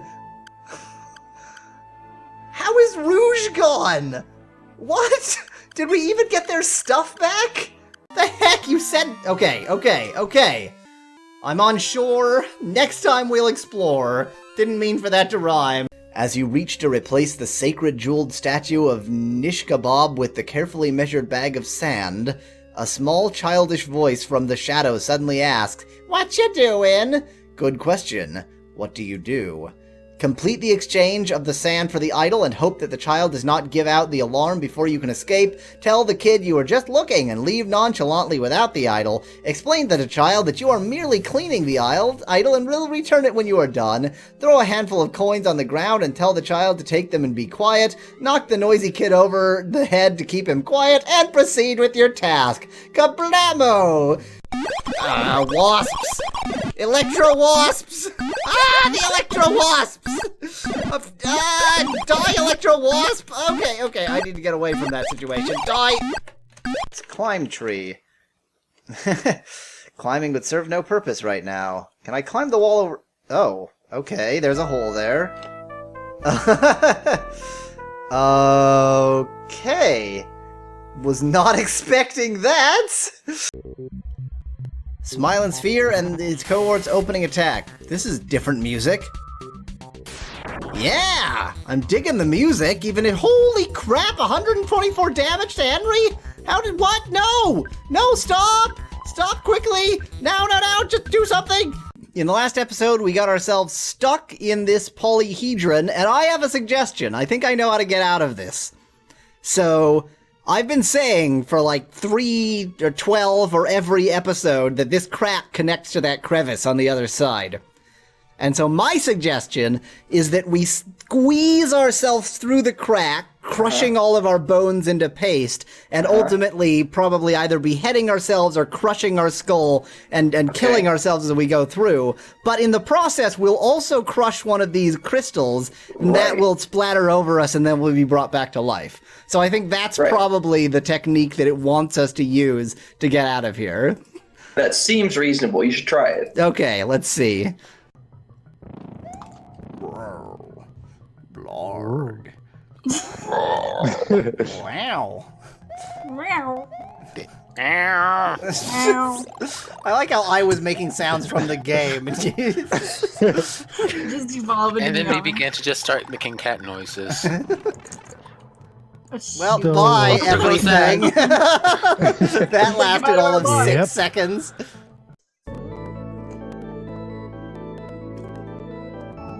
Dramatic music. Dramatic music. It needed a drone. I am providing the drone. Dramatic music. Drone. It's like he's got some guide at hand. How to turn straight men. Let's see. Okay, I've got him to admit that it's okay to be gay. Now we move on to step 3. All right. Now we get him to admit that the traits he wants in a woman aren't actually anything about being female. And then we turn that around. Okay, yes, we're on to step 6. Step 6 is ... and step 7 is sex. So we're well on our way. Why don't you go on ahead? Because the save point is this way. Oh no! Oh no! Oh no! Oh no. Can I use the nuts again? Meow isn't talking. No, Meow is dead, actually. Can I have no MP, so I can't fly. What do I do? Do I go into these houses? He says nothing still. Don't believe your own eyes in the depths of the dungeons. He says nothing still. What? What? I already did go against LASIK. I killed him.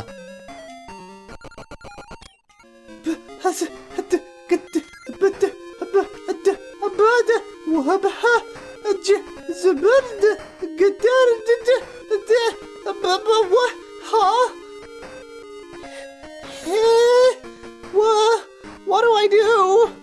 What do I do? Wish the thing becomes fine. Do you know what is invisible pleasure? And my brain is functioning at 1/8 capacity. But that's all fine. Sing for me, singing.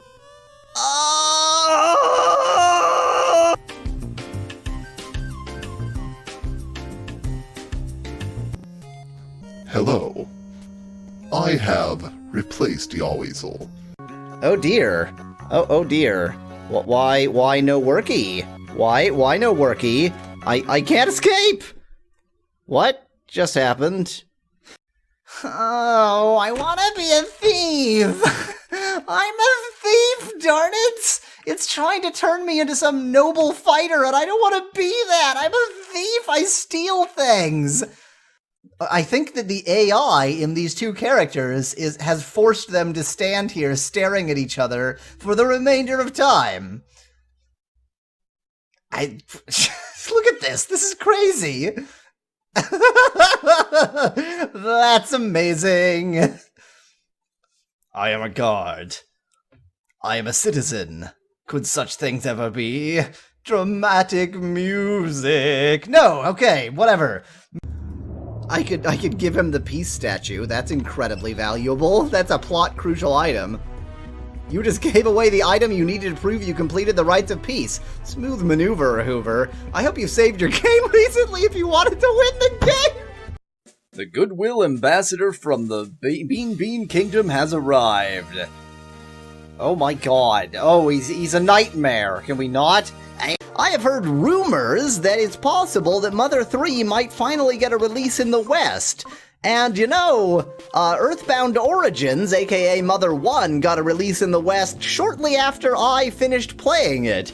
So I'm seeing a little bit of a pattern here, which is Yahweasel plays a game that never got a release in the West, and then it gets a release in the West. So, just, you know, you're welcome. That's all. Realize the power of...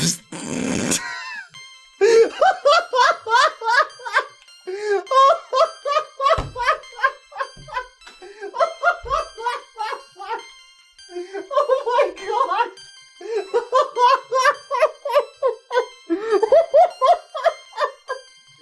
Oh, I've made the best choice ever! Oh, I can psychically give my enemies on...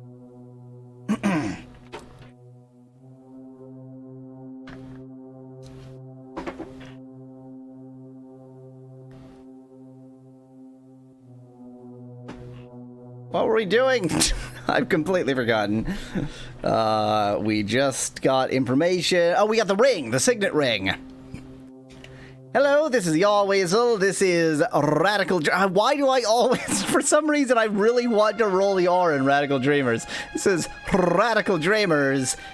We have got the signet ring, and now we are going to find our way back to the old man in the catacombs in fast motion. Zzz. Hello, Popful in chat.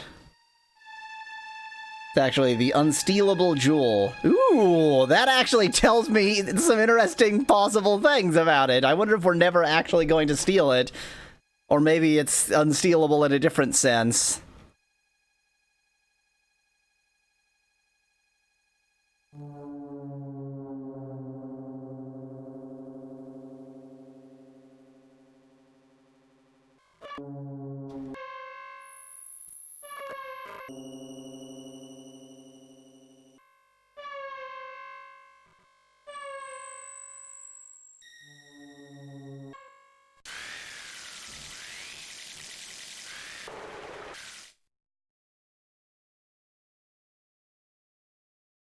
Uh-oh, something's dropped into my hood. I run my fingers through it and manage to peel off a cold, slimy object. Look up at the ceiling. There's thousands... Oh, the bats are back. Okay. Oh, not bats, the leeches are back. Okay, we've had to deal with this once. Yep, there's tons of leeches. We've seen this. Gotta turn around! Countless number have started to whatever. Make a run for it. No, carefully tiptoe. Carefully tiptoe. Kid would never respect me if I lost my cool. Yep, exact same conversation. She hops on, she's heavier than I thought. They're all over him, she freaks out. I pick up the pace, I start to jog, she freaks out. They're all over her. Get him off. We've already done this one. I didn't want to do Yahweasel Cast Death because it's not actually a battle, per se.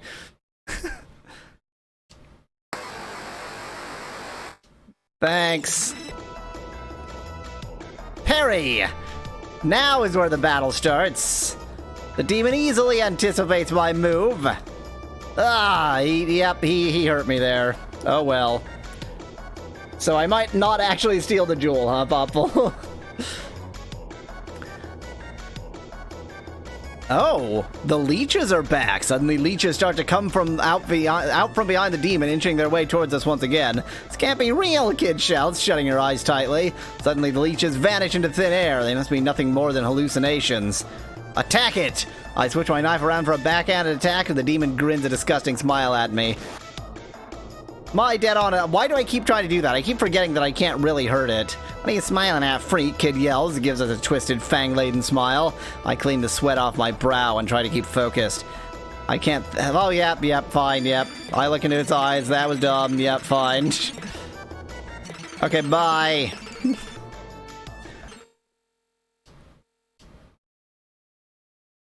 I'm barely hurt at all, but I did get hurt. You gotta put a gash in my shoulder. What are you talking about? Why does it give me that message whether I'm hurt or not?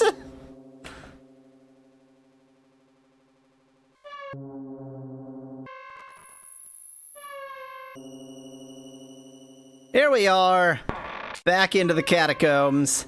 We return to the old man. Magil walks up to the cell and grasps the iron bars. He positions his feet and starts to pull away the bars with an incredible intensity. What?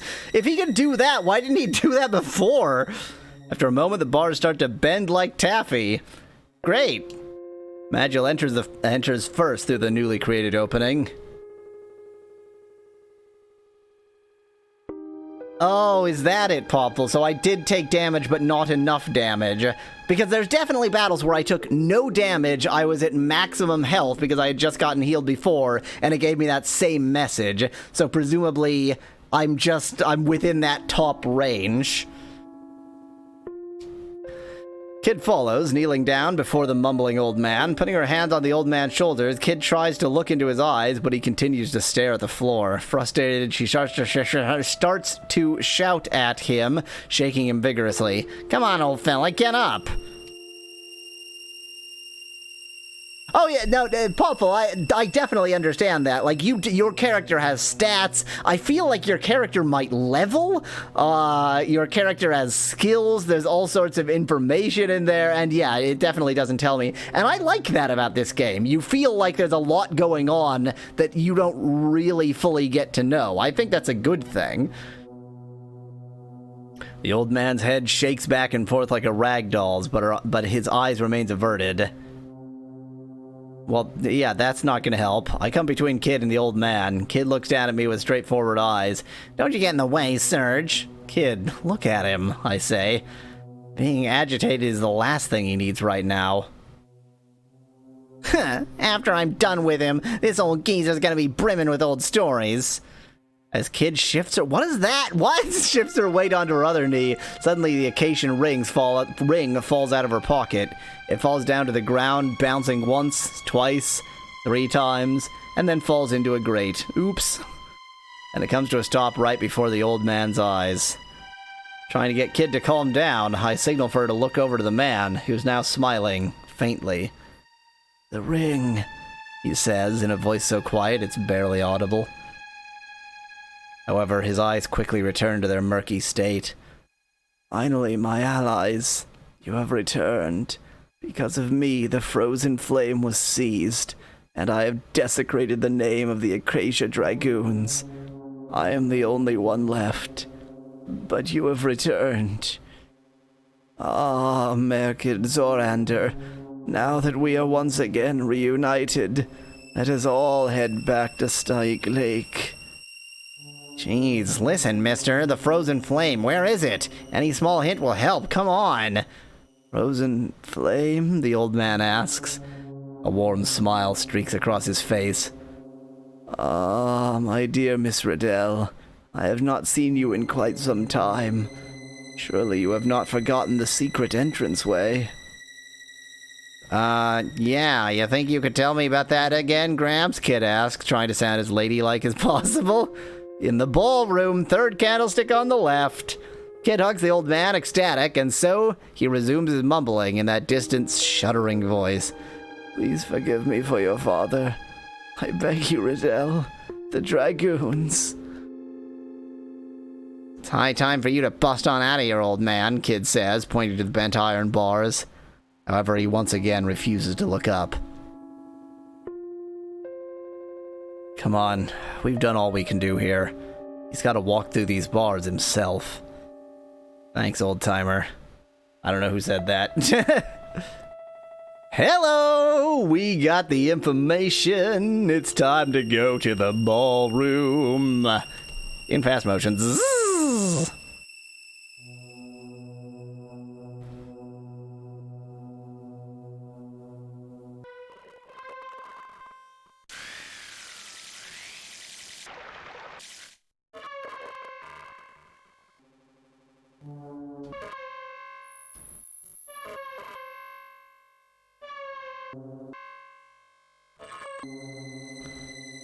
The ballroom was useless before, but now we know the secret.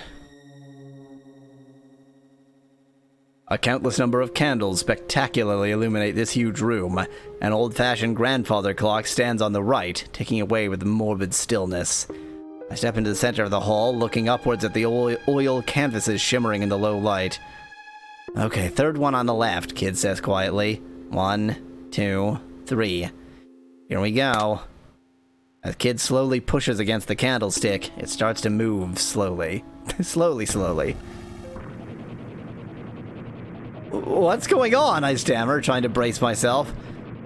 This entire room is slowly sinking into the ground, Magil says, so the whole room is an elevator, which might explain why it didn't seem to be there before. The ballroom is sinking, all of it. Suddenly the room starts to fall much faster. Chills run down my spine as I look around, seeing the paintings smacking against the walls and the candles dropping to the floor. As I start to get used to the sinking sensation, my heart fills with a violent mixture of anxiety, expectation, and hope. What awaits us at the bottom? The frozen flame. Could it really be down here? Is this our adventure's end? What if we actually take it into our hands? Kid, Magil, wonder what they're feeling right now. As the room continues to sink underground like an elevator to hell, I start to hear Kid speak in a soft, meek voice. This music. Sometimes I do struggle to win, even when I know I've already lost, just like that lady said. Why do I do that? Looking over at her, I realize this isn't the Kid I usually see. There, a faint, shy smile can be seen across her face. Suddenly, I feel something so powerful go through me, it feels like a wave of fire surging through my heart. Is it fate? Fate? Life? I don't even know anymore. But with links, nothing's set in stone. But sometimes it feels like there's something inside me guiding me. No matter what I do. Again, I'm applying this voice just to make it that much more poignant. No matter what I do, it won't matter because I know it'll be showing me what to do next. What am I saying? Crazy talk, Kid says, smiling faintly. I don't know what to feel hearing this. Kids always put on a strong face no matter what, seemingly embracing terror when it comes, but right now, I can't help but feel the weight of the situation bearing down on us. If you take these matters with a grain of salt like Kid seems to, it's easy to have a day-to-day life like she does. As I look in her face, that strange expression of hers relieves me. I'm sorry, all this talk, it ain't me, Kid says, scrunching her nose. Instantly returning to her serious gaze, she says, but thanks, Serge, Magil, for coming with me. Because of this, maybe down the road, I'll have another chance, whatever that means. Huh? Nothing. Forget it, Kid says, as she closes her eyes, smiling. You'll have another chance. It's called Chrono Cross. As usual, she sends me into deep thought.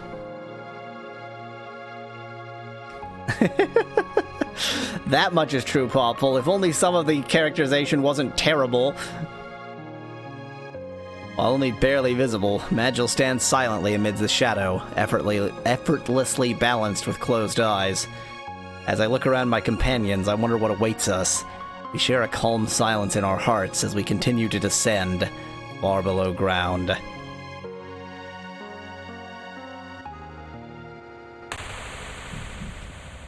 The room crashes and we all die. Suddenly a mechanic grinding sound can be heard from all around us.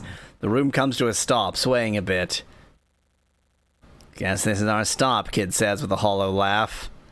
I stand motionless, staring at Kid and Magil in the dim, flickering luminescence. Suddenly, the organ comes to life. Looking back towards the monstrous thing, no one is even near it. Nevertheless, it continues to play its strange, twisted tune. This isn't a strange, twisted tune. This is a great tune. There's nothing wrong with this. It's very conventional organ music. The keys and pedals moving wildly on their own. Oh, go dramatic. Come on. Come on. Slow down, then go dramatic. Dramatic! Not as dramatic as I was hoping. Sounds like a funeral march. Just kidding. Bad joke, Kid. All right, let's do this, Kid says, taking a deep breath as she heads for the door. Isn't bad. I mean, it's very conventional Baroque, like we have made something sound Baroque, but it's not bad, very conventional Baroque, we've made something sound Baroque. I glance at Magil, nodding my head as we follow her out. Yeah, this is a funeral march. This is what funeral marches are like. Sometimes they're waltzes because people waltz at funerals. That's what they do. It's a funeral waltz. Strix's in chat points out that it's not a march. Yeah, well, it just turned into a funeral waltz, and we all know about the classic funeral waltz. That's how it works. And this is neither. It is all in 3, though. It didn't just switch to 3. We start down the long, dark path in front of us. The air down here carries a thick stench of death. Somewhere further down the passageway, Lynx's subterranean hideout awaits. We've already found his bedroom. Is that not hideout enough? Kid's got a strange look on her face. I can't imagine what must be going through her head right now. Magil, on the other hand, I can never read him. But still, we usually talk a little, lightening things up. Right now, nobody's making a sound. I try to offer some conversation, hoping to avoid the increasing tension. So what really is this frozen flame thing? No response. I would pay money for a funeral coach horse to do a 3-beat waltz. It's so classless. I mean, I guess, so definitely a waltz could occur at a wake, which is arguably a kind of funeral. And, but you wouldn't call it a funeral waltz. Like, there's something not, like, the term funeral, like, there's a reason I said a wake is technically a kind of funeral. You don't usually think of those as the same thing.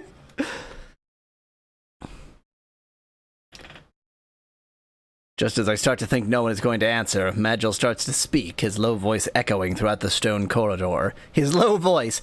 It was said to be a gem which soothes all scars, granting eternal life to its owner. It is the Chrono Trigger, or so people believed. The frozen flame is more than just an object.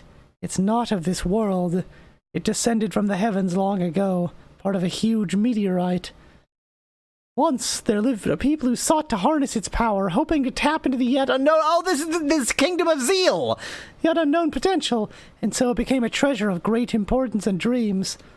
However, whether a gift which bestows power is actually a blessing or a curse is another question altogether.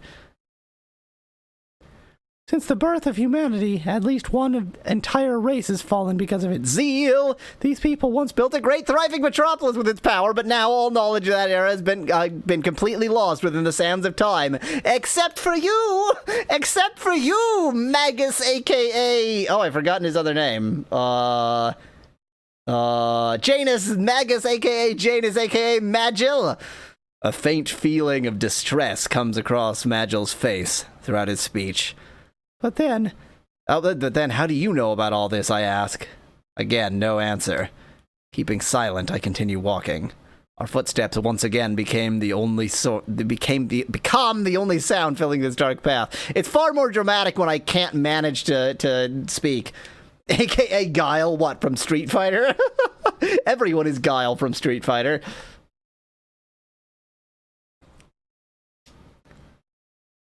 Well, whether any of that's true or not, it's all led us to the same place. Say your prayers, Lynx. We're coming for you. That's all I know, and that's plenty. The frozen flame. And the world can Lynx see in that mysterious rock. Remembering the painting in the study, the one with the black gem which had a burning glow inside it. Could that have been the frozen flame?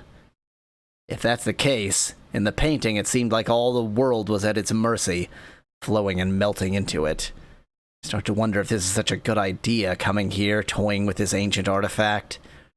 Flooded with thoughts, I pause for a moment to take a deep breath and calm myself.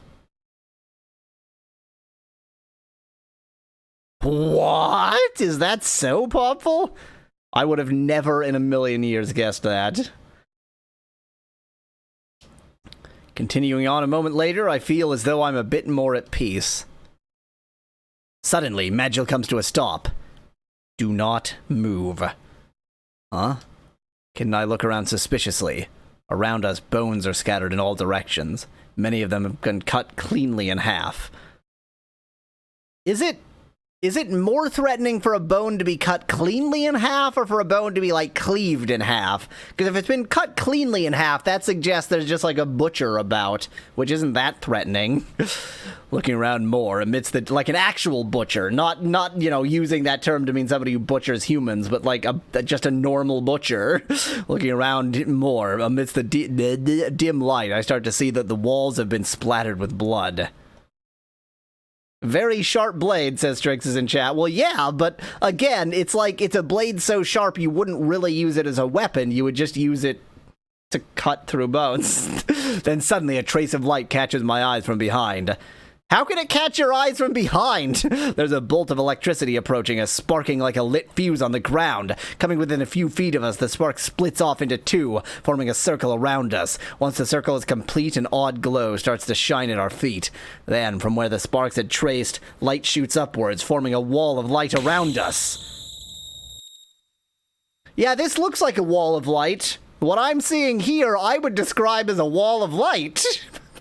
Definitely wall of light right here. You couldn't have inverted the image, Chrono Trigger, Radical Dreamers. That would have been too difficult for you. Couldn't have just replaced the black in the background with white, since it is a wall of light.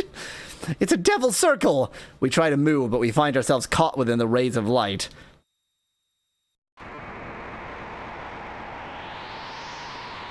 Ooh, dramatique.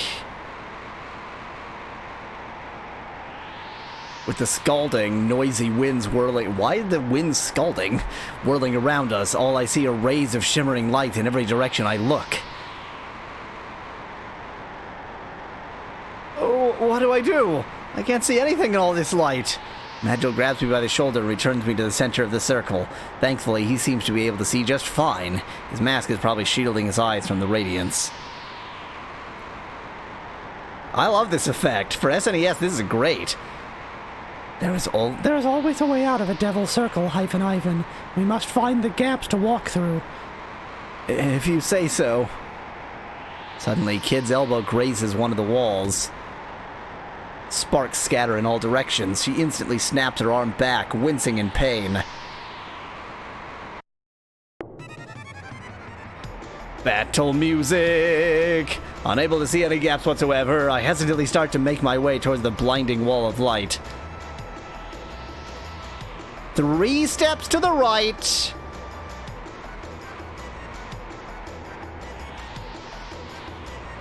To the right a little. There, come on now. 2 steps to the left.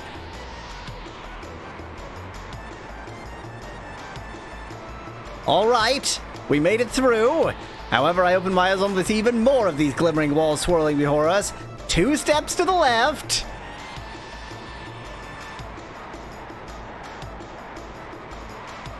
Two steps to the left. Come on, you already taught me this lesson. And then 2 steps to the right. I even remembered it. 3, 2, 2. And I even remembered it starts with right, and then it goes back and forth. All right, we made it through. I open my eyes only to see even more of these glimmering walls swirling before us.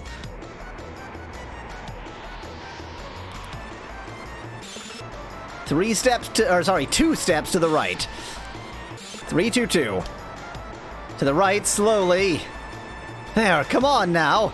From where we stand, a small gap in the wall can be seen all of a sudden. Holding my breath, I leap into it with my arms shielding my face.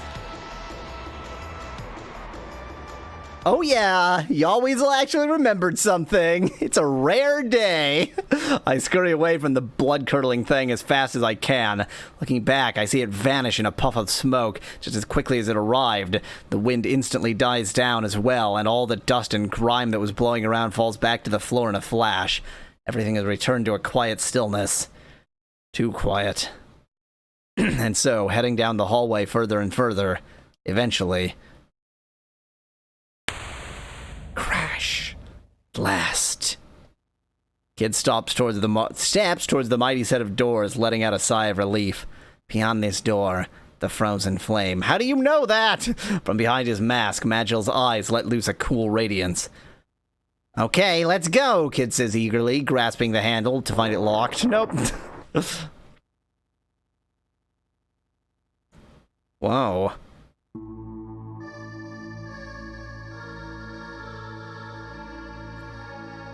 This cavern spreads out to great lengths before our eyes. A forgotten world hidden deep below ground. Zork. No, wait. And with a scarlet radiance, a single small gem shimmers in the darkness. The frozen flame. Finally, we're here. The jewel shimmers warmly, almost as if it's responding to Kid's voice. Taking a few steps into the moist cavern, Magil whispers, Remarkable. Intact ruins of the lost magical kingdom of Zeal! Just as I start to ask Magil what he means, a taunting laugh can be heard from high above us. Hi, that's Lynx. Lynx! Kid immediately pulls out her knife and hurls it through the air with all her might. Lynx catches it. As it approaches Lynx, he easily swats it out. Oh, even better, he just swats it out of the way, almost too quickly for me to see. Always the same, such a savage little girl. Can't you give a gentleman an honest greeting? You bastard, Kid interrupts. And what have we here? The notorious Shadow Walker. I wouldn't be trying anything like last time if I were you. Beside me, I see Magil come to a stop. Show me a close-up. Yeah, thank you. Okay. Never mind on the close-up view. I've changed my mind. I'm sorry for asking for a close-up view of Lord Lynx. I'd rather not, actually.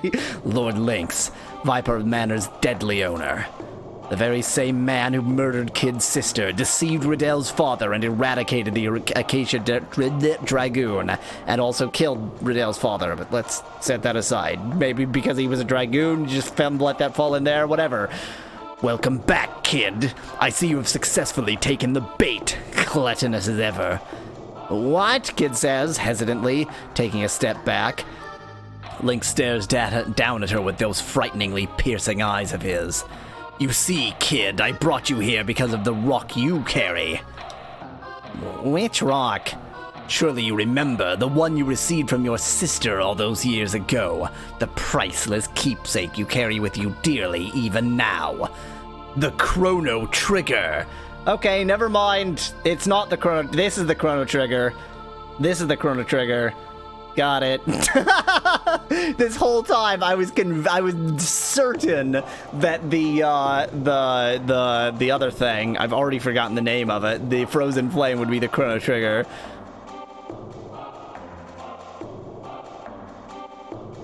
How'd you know about that? Kid's gaze returns to a scowl.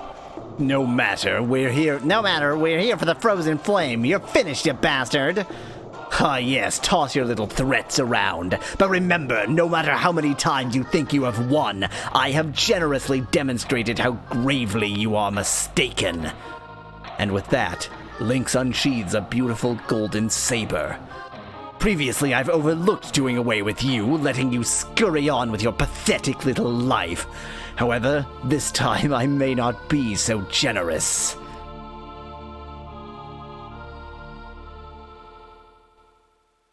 Kid takes another step back, glaring at Lynx as he approaches.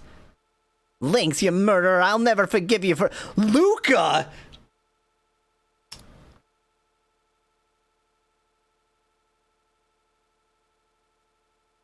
Please hold. I need a second to process that one. I mean...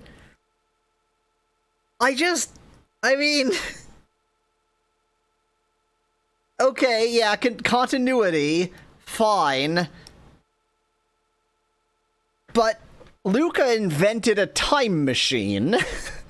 I find it hard to believe that this guy... Oh, but no, the time machine doesn't need the chrono... Like, this guy murdered the inventor of a time machine, doesn't have time travel. Does he have time travel? Maybe he does. Okay, whatever, he murdered Luca. For next time. Until then, thanks for watching. If you liked the video, join us on Discord at Yahweasel.com/Discord. Cheers from Yahweasel. You know, I just stepped right over that, Strixes. I assumed that the sword, that it meant, like, it had a golden,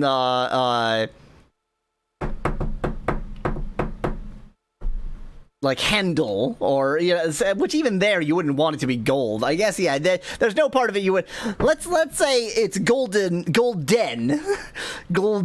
as in it is the color gold, it is polished brass or something. Which is also a terrible weapon, a terrible metal for a scimitar, but, you know, take what you can get.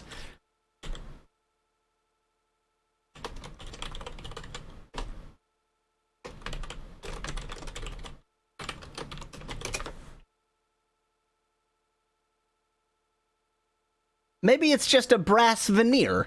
Maybe it's a tempered iron sword with a brass veneer. A tempered, high-carbon, flex iron sword with a brass veneer. Hello, this is Yahweasel, and this might be the finale star of Radical Dreamers. I say finale star because this is not the kind of game you play once. It goes different paths, different things are open depending on how many times you've gone through the game, so definitely we're going to play it more than once. Lynx, you murderer, I'll never forgive you for Luca. This ends here and now. And so, Kid leaps into the air in a fit of rage, aiming a kick between Lynx's eyes. However, just as she reaches him, he swiftly dodges.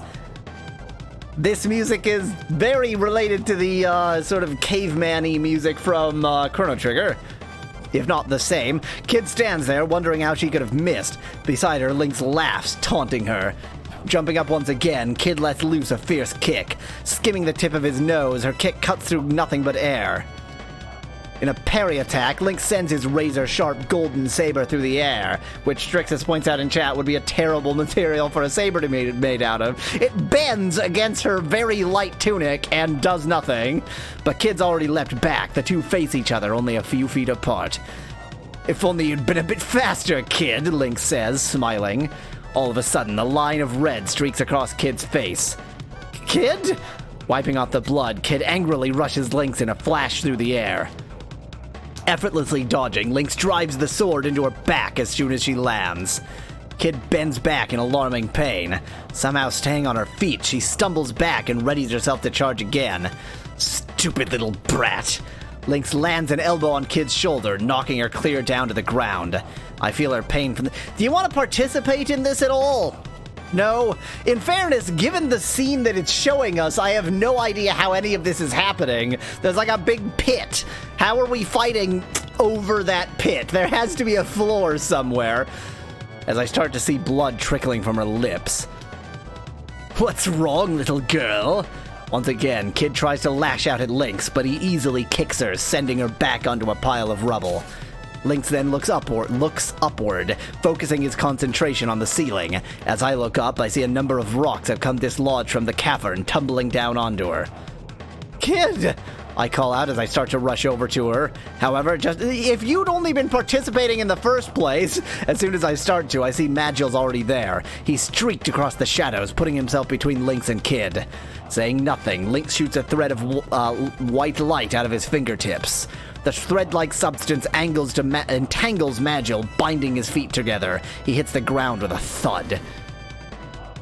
In a dazzling radiance, a countless number of threads fly out from Lynx's fingertips. They immobilize Magil completely, leaving only his head visible. How does that feel, Shadow Walker? Have you ever felt my web start to drain... Have you felt my web start to drain your life energy yet? Lynx says, smiling ominously. Ugh. Kid, Magil, what am I gonna do? Help Kid, she's gonna die. Kid! Strixes in chat says, kinky, question mark? Well, Lynx and Magil are gonna have their own thing going on while I try and save Kid. She looks over towards me. With blood trickling from her mouth, she only moves a little. Kid, are you alright? She lies there motionless, wincing painfully. Serge, It's okay, kid. I'm here for you. How kind. How kind. However, I think you should be more concerned with your own well-being, young man. An icy chill runs down my spine as I hear the evil voice behind me. I stand up and turn around. So you, whoever you are, opposing me is quite useless. Sorry, I just gave him that voice because his face goes, Nyeh! Opposing me is quite useless, as you obviously have seen. In a flash, Lynx grabs me by the neck. He strangles me with his long, disgusting fingers. Ugh. Then he starts to lift me up by my neck. Struggling for air, I painfully hang there, unable to tear myself free of his powerful grip. Look, kid, look at your pathetic little companion suffering. You can make this all stop if you want. With blood dripping from her lips, Kid opens one of her eyes. Painfully gasping and coughing, she lifts her head up to us. She still wants to get up, but she's hurt far too badly. Serge! Hand over the Chrono Trigger, kid. Little do you know, but that rock is actually a tiny condensed universe. When combined with the frozen flame, it gains the power to bend space-time, allowing its owner to reshape history. This all could have never happened if you merely wish it. Saying this, Lynx looks towards me, expressionless. And what about you, young man? Perhaps you know where the Chrono Trigger is, he asks, tightening his grip. Serge! What are you going to do, kid? Can you afford to let this boy die without helping? How will it feel to have his blood on your hands? As Lynx grasps tighter and tighter, I find myself starting to lose it. Lynx's face becomes a blur. Suddenly, Kid's voice snaps me back to attention. I'm sorry, Serge. What should I do? Don't give it to him! Don't do it! My consciousness fading. There's gonna be one way to die, isn't it?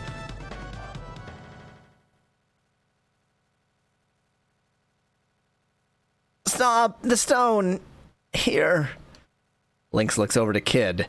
His eyes light up as his... How can I see any of this? I'm unconscious. His eyes light up as his hands loosen around my neck. Abandoning me, Lynx rushes over to her side. Here it is, Lynx. Kid reaches into her pocket. Lynx draws closer. Despite being drained of nearly all strength, Kid managed to whip her knife out, fiercely slashing at Lynx. Screaming viciously. That's the sound of a human screaming. Lynx falls back, cradling his mangled face. Blood starts to trickle from between his fingers. You!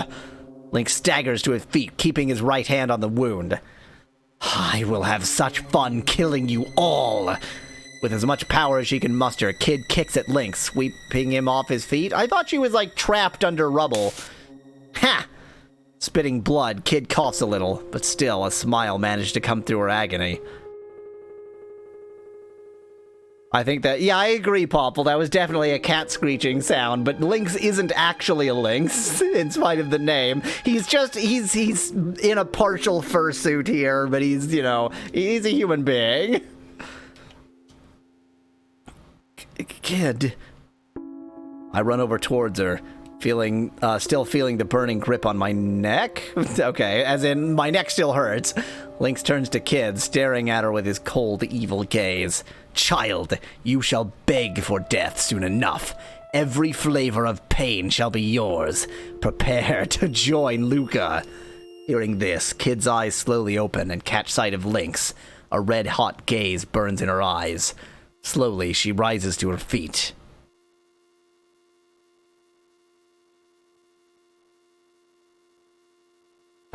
I mean, his face is pretty doofy.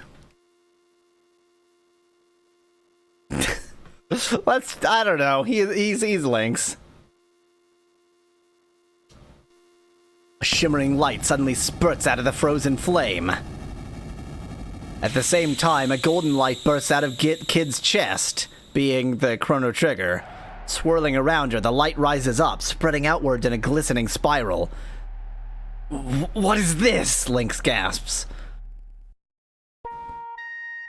Yes, this music again! Kid's voice calls out from deep within the shower of light. You will not win, Lynx! She trembles, her eyes flowing with red tears.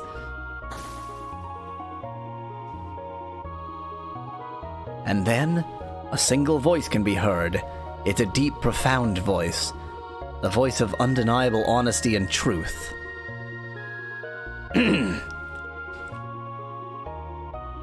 Long ago, in a far-off kingdom, lived a girl. Because of her power, the kingdom had come to an end, crumbling under its own weight. Many became engulfed in the temporal vortex that was created, never to be heard from again.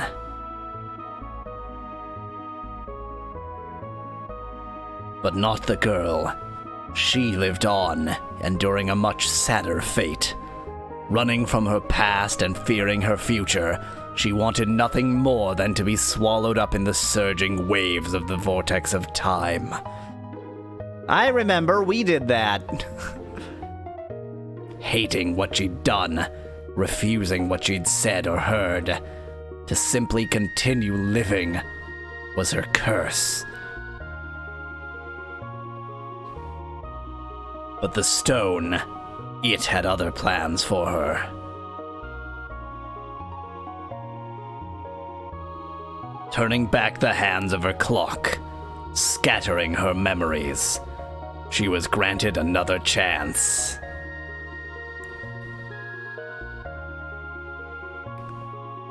Since the precious stone was in her possession, she carried with her all its will and power.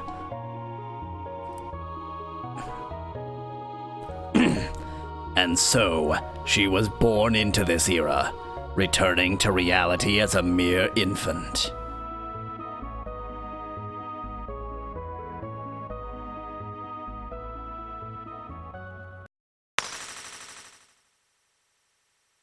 And with that, the fragments of the shattered Chrono Trigger fall to the ground softly. The cavern before us slowly starts to come apart, bending inwards and outwards like a tear in reality, until we are completely removed from its existence. A single girl's voice resounds in the darkness. Please, it's dark energy. Make it stop. Oh yeah, Popful in chat points out that the Chrono Trigger is the quote-unquote time egg in the first game. I forgot they called it the time egg, which is weird because they also named the game after it. Losing all sense of reality and presence, I become engulfed in this realm, drifting aimlessly through the ages. Oh good, it actually has some time travel in it, unlike a certain other Chrono game I know. The world flows, time dissolves, and people live and die. You can see it all within this mysterious ocean. A star ocean. No, wait, that's a different game series. The origin of time. Every one of life's tranquilities is here. I can see myself as a baby crying at my mother's side, where she gives a warm, proud grin. I can see myself as an old man, softly smiling, knowing that death will come soon. Infinite versions of myself extend like ghosts throughout this endless corridor of time. Everywhere I look, I see another life, another era. In this unfolded existence, I see countless lives and countless dreams.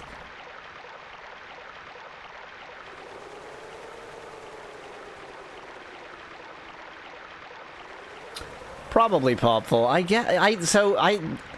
I know that in every other game it's called the Chrono Trigger. Interesting.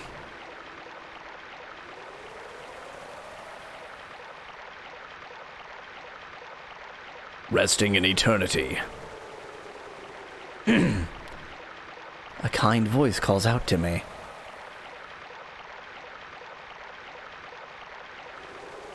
A single song.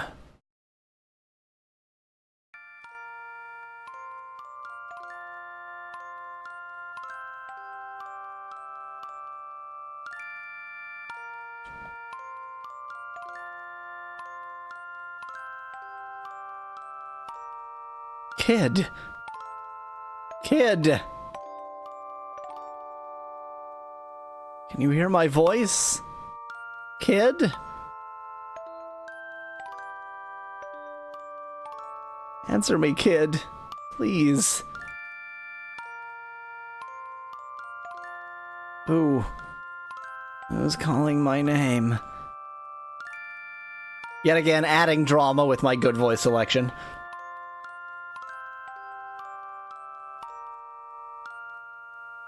Serge? Where is this? Kid?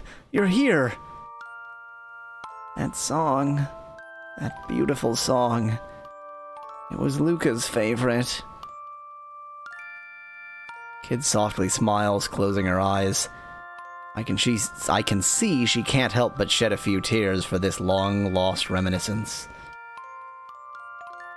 This song is actually something I composed in my earlier years, back when I was a musician. Kid seems to be very fond of it. Apparently I was a musician once. You called out to me, Serge. You called my name. Thank you.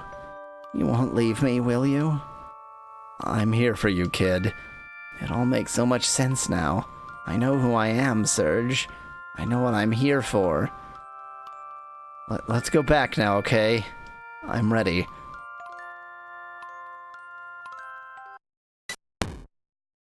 Ugh. Lynx has pinned Kid to the ground. And now you see your death. What do? Square off with Lynx. I run over to Lynx, hoping to catch him off guard and ram him. What do you want, child? With a side blow, he strikes me down to the ground. Kid! I frantically try to make my way over to Kid. Lynx raises his saber overhead, ready to plunge it into us. One or the other, whoever. I wouldn't do that if I was you. Might be Magil, who knows? Quickly turning my head, I look in the direction of the voice. You! It's going to be Riddell! Be Riddell! Riddell! There under a large hood stands the old woman from before, okay. So, Vera, looks like Por couldn't keep their hands out of this after all, says Lynx flatly. Good to see you again, Master Lynx. Seems you've seen better days. The old lady, she's from Por? I'm giving it a Spanish pronunciation because it has 2 R's in it. The frozen flame. We will take custody of it now. It seems none of you can decide on who the rightful owner should be. The old lady gives a small signal, and dozens of armed troops rush out from behind her, securing the cavern. I will not forget this, Vera, Lynx shouts, floating up into the air. Brimming with hatred, Lynx's glance turns to us. And you will see death by my hand. Saying this, Lynx vanishes into the thin air. The soldiers untie Magil and... Okay! I thought it was magic that was holding him. Apparently it was just rope. And start heading towards us. The old woman gazes down on us from under the hood. I believe you ought to come with us. Looking up, I notice the armed soldiers have swarmed around us with their weapons ready. Seeing this, Magil instantly waves his hands in the air, calling out some sort of incantation. Darkness envelop under my command! And we all just vanish. Suddenly all light in the cavern is put out. It's now or never. Quickly, Serge. I grab onto Magil, who's holding Kid. Together we flee the cavern, vanishing into the darkness, not taking the frozen flame!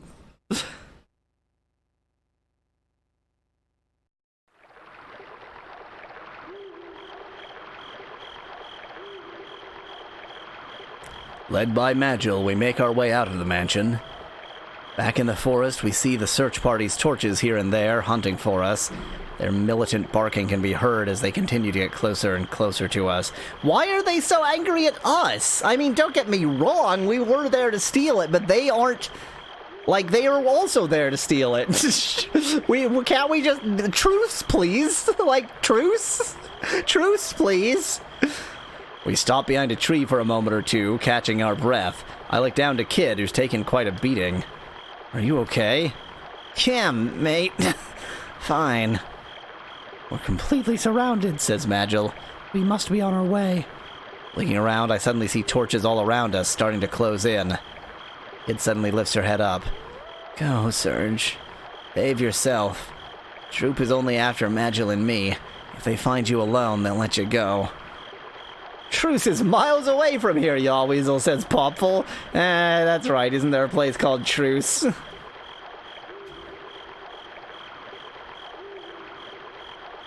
What are you talking about? I can't leave you now, not like this. I told you I'll be fine, mate. But... Dramatic music. Don't worry, I remember now, Serge, who I used to be long ago, she says, staring up into the night sky. Seeing the reflection... I was an inventor, like my sister. Seeing the reflection of 100,000 stars in her eyes, I can't help but be taken in by that lonely, one in a million expression of hers. Kid, don't worry. I'm okay. I'll see you again, she says with a smile. Someday, I know I'll see you again. Without a doubt. She softly closed her eyes. Luca's Chrono Trigger was lost. We couldn't even get our hands on the frozen flame, but it's okay. It's all okay, because tonight in my heart, a shiny new treasure was born, Serge. The single most valuable, unstealable treasure in the entire world. Saying this, Kid stares at me firmly. Kid stares at... Let's just imagine the apostrophe S in there. Kid stares at me firmly with those eyes of hers. Those bold, straight, honest eyes. Knowing who I am, it's bigger than all this. Bigger than Lynx, bigger than the frozen flame, and nothing can take that away. Not as long as I'm alive. At this moment, listening to her under the starry night sky, I find myself wanting nothing more than to be here with her right now. Of course you do, you perv. Staring into her eyes, I only wish time could stop at this instant. Goodbye, Serge. Thank you. And with that, Kid turns her back to me and disappears into the darkness. Kid! Don't follow me, please. Don't follow me. Unable to control my feelings, I start to rush after her. However, a shadow abruptly blocks my path. It's Magil. He slowly shakes his head, a sorrowful look in his eyes. With that, his shadowy figure draws back, dissolving into the darkness. Magil? Kid? Is this the end of the story? Ooh, I like this scene. Kid. Kid.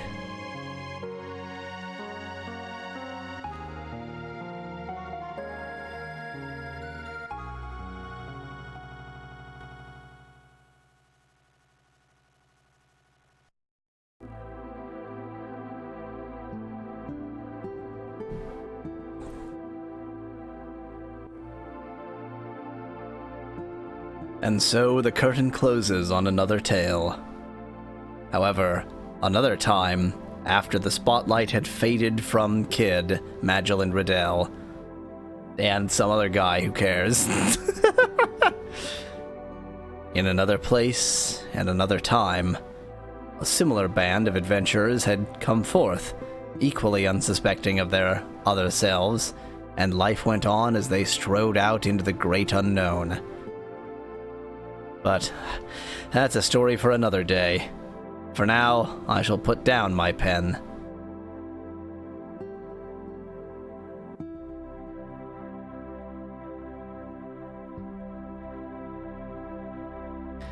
As I softly close my grandfather's diary, I hear my mother's voice call to me from downstairs. Didn't you hear me? Your friend is here! I turn around, already knowing who it is. My door opens quite energetically, where I see a strangely...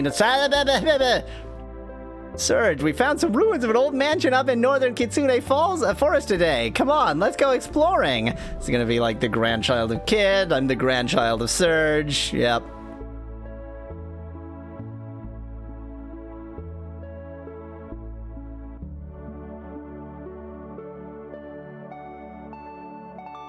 So, that is a finale. I assume? Yes? Yeah, this feels finale-ish. This looks pretty finale-ish. Yes. So that is a finale, but one thing I certainly know about this game is you don't play it once. This game changes if you just let it finish and then do it again. So we're going to go ahead and let these credits roll to end off this episode, and next episode, probably with a lot of fast motion, we're going to do it again. We're going to do it again. The Challenger Gladiator in chat says that the reader's mother has the best voice so far. I should give that voice to Kid. How are you, Serge? The music composer was Y. Mitsuda. I'm not good at pronouncing Japanese names. So in terms of the actual phonetics of it, it's very, very simple, which is good.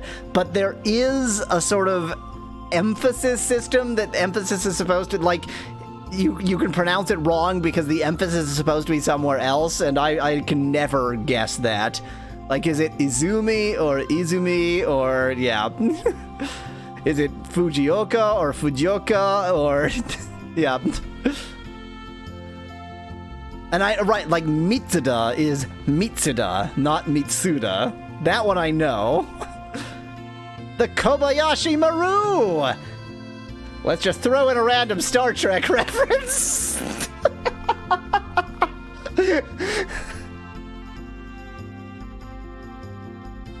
Chiba.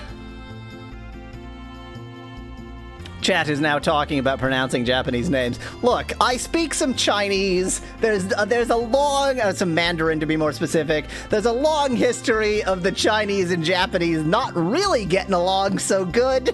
So I'm gonna call that my rationale here. I ain't no weeb. Translation by Demi-Force, who doesn't have a real name, but then look who's talking. Director M. Kato, I suppose. Kato, probably. Definitely not. Director, Mr. Gato.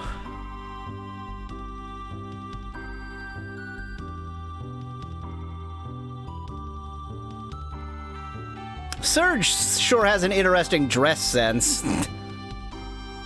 So do I... Oh, no, I don't click, okay.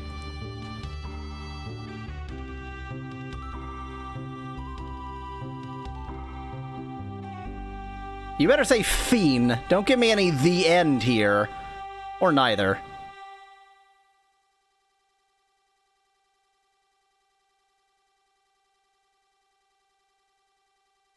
Yeah, fiend, that's right. I somehow managed to miss it because it was in the corner. Fiend is the correct way to end that. Thank you. Now, it should be that if I click through, I'll be back at the main menu. But if I play again, it will definitely be... Oh! Oh! There's like an annotated list of endings. Oh! Is that so? Well, it looks like we've got our job set out for us for next time. Until then, thanks for watching. If you liked the video, tell me what you like best on this or any other video on my channel to help me make compilations. Cheers! From Yahweasel. Is that so? Well, I need a brief break. Looks like this game is going to be a lot longer than I expected. I thought it would be like play through once and then a couple quick little side things, but it looks like there's a lot of little side things. So, yep. Anyway, like I said, I need a quick break. I'll be back in a bit. So this is gonna really hurt. This is what I do for my craft. Good timing. I just finished cooking. Want a plate? What's this? I recognize that smug smile. Don't tell me. You made lobster thermidor au vets with a Monet sauce. Let me just clarify, Popple. I thought I was maybe 50% done. Not like, you know, essentially done with maybe a couple episodes left. But I figured there were many sort of extra little side things to do, each of which might be like one episode, which would mean I'm something like 50% done. But it doesn't look like that at all. See, oh god. However, he should be back soon too. Now there's someone... now there's someone who worked hard. We're still in it! We're still in it, though. Almost there. Oh, no. Yes, yes, yes! Yes! Yes! I really didn't expect to do that. Tell me, are katas, strictly... Do they strictly mate for life? Is it always monogamy situation there? I'm just curious about the cultural differences, that's all. I'm just, as a human who hasn't met many katas, I'm always curious about sort of the differences that might exist between our cultures, and whether, there's certain leverage for interspecies relations. Lol, a little old lady. Lol, kitty. Dear Pee-Pee. Pippi? Dear Pippi, I'm gonna go with Pippi. Dear Pippi, I hope to see you soon. Did they find that team? I don't know what I'm like 6 levels of confused already, and the game hasn't started yet. I'm kind of disappointed by Wikipedia's page on Yolk. I'm gonna see what its page on Albumin looks like. It's gonna be even smaller. The first sentence suggests that it's, might be general, and then from the second sentence on, it only talks about chicken eggs. Nice. Damn it! Wikipedia! There are other kinds of eggs in the world! All I want to know is whether I can hard-boil salmon eggs. Because, the main thing you do with hard-boiled eggs is then mix it with mayonnaise, which is eggs. And so you can make the mayonnaise out of also roe.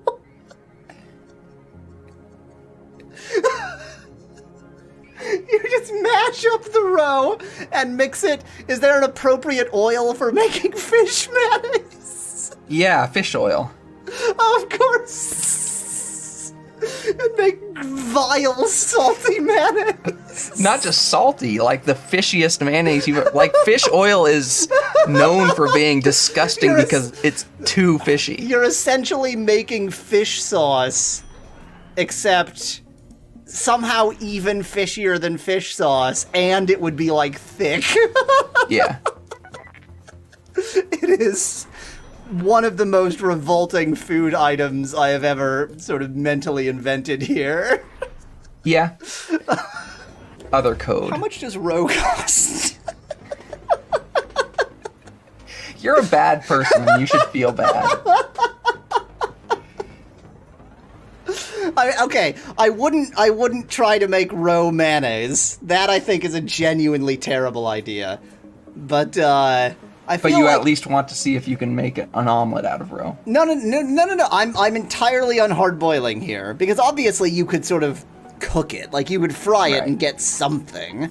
But, boiling an egg is a very unique, there's nothing really, I can't think of any other food that behaves anything like that when you boil it. There's just no, in the entire food world, nothing boils like egg. Oh, the super jump! What has it done? No, super jump, why? See, that's why I was concerned about the super jump. That is literally the exact thing. That's what I was worried about right there. Buy, powder of burning? I only have a little left. I really couldn't part with it for any price. Are you really certain you need this? Yes. I should think that someone with your... I don't have another way. Take powder of burning. Your attack has no effect. No. And then he just vanishes. Okay, now that he's hurt me, now will you give me the dang powder, you jerk? Buy powder. Yes, I'm sure I need it. I should think that someone with your particular skills would be able to think of another way to defeat the Earth Elemental. I assure you it won't be wasted needlessly. Can I wander behind you and then steal it? You must first understand its nature. I do. Ask about his sword that apparently burns. You will need the magic of a flaming sword to defeat the Earth Elemental. Permit me to loan you my sword, Soulforge. Ooh, it's burning. Use Soulforge. Will I just use it in battle? Yes. Okay, I can actually do something this time. Oh, come on, he's still gonna run away like a little jerk? Oh, I had it drawn as a T intersection here, but it's not a T intersection, it's just a turn. Well, crikey! Okay. Fine, I'll do a right turn, because that takes me somewhere. No, I have been there, it's a dead end. Dang it! Oh, I hate this game! Why? Why would you do this to me? Who voted for this? Is this why you voted for this game? Just to see me suffer through this? You're cruel and vicious human beings! You did this intentionally, didn't you? I'm talking to you, whoever voted for this game. You knew what you were getting me into here. I feel like the last couple episodes have been not quite as, interesting as they should have been, and so, as recompense for that, to make this episode at least a little bit interesting, I have purchased at my local candy store chocolate-covered crickets and chocolate-covered grub, essentially, insect larvae. And at some point, I am going to eat those. You know what? That would be the reason for eating chocolate-covered insects right there, as punishment for death. Oh god, here's the thing. So they had chocolate-covered and non-chocolate-covered varieties. I figured I'd get the chocolate-covered varieties because, you know, you can't it's not quite so obvious that they're insects. But it is! It's obvious that they're insects! And when I'm not staring at it, it's easy enough to think about eating it. But when I'm looking right at it, it's like, no, I can't! Okay. It's just protein. It's nothing wrong with it, except the white chocolate. White chocolate, as we all know, is an abomination. So, here we go. Chocolate-covered insect larvae.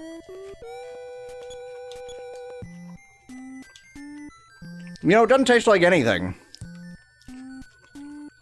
It just tastes like a chocolate-covered bit of rice or anything else. I mean, it's white chocolate, so that's bad. And it's chocolate that's made in America, so that's bad too. But it doesn't really taste like anything. Okay, I've got bits of insect in my mouth now. There's the problem. It doesn't taste like anything, but it fragments into little bits of exoskeleton. They're everywhere. Let me get a drink. Just before actually continuing, I'm gonna go to Google Translate, and I'm going to type in Le Trésor Interdit, the Forbidden Treasure. And it is French, which I kind of guessed, but in that case, of course, it should be Le Trésor Interdit. Just remove all of the consonants. The French hate their consonants. They write them, but they still hate them. They don't hate them enough to remove them from the written language, but oh, do they hate them enough to never pronounce them.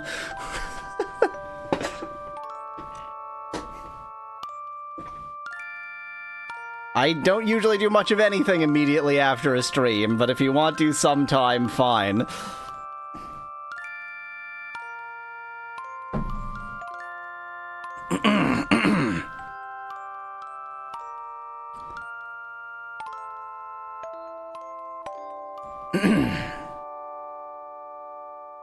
Hello, this is Yahweasel, this is Radical Dreamers. Radical Dreamers. We've apparently beat the Kid Le Trésor Interdit ending. I assume you don't pronounce the R or the T because French.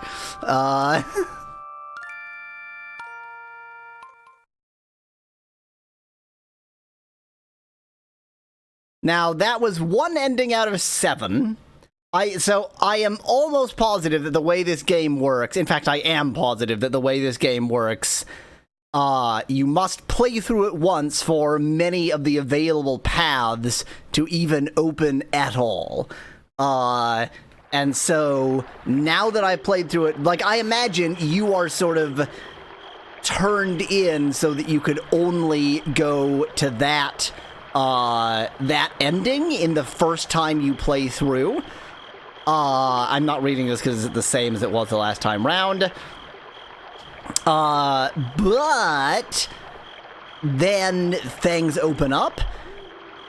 What I'm gonna do, if you're watching the video, basically there's just gonna be a lot of fast motion here. I'm gonna try to cut in when things actually give me a new opportunity. I believe this is still... No, this isn't this... What? While walking behind Kid, I can't help but notice her ponytail endlessly switching back and forth, back and forth, back and forth. I'm starting to get sleepy. So sleepy. Yep, okay, let's go to sleep. That seems like a great way to just play a different game, apparently. Serge. Serge! Huh? Snap out of it, you lazy bones. Looking up, the tall, shadowy mansion of Lord Lynx looms before me. Maybe that's just a way to let you skip the battle that you normally get right there. I can't believe we're there already. I must have really been out of it. The hell were you daydreaming about, mate? Let's go, Kid says, disappearing into the mansion. Hey, wait up, Kid, I shout, frantically chasing after her. However, she's already deep inside.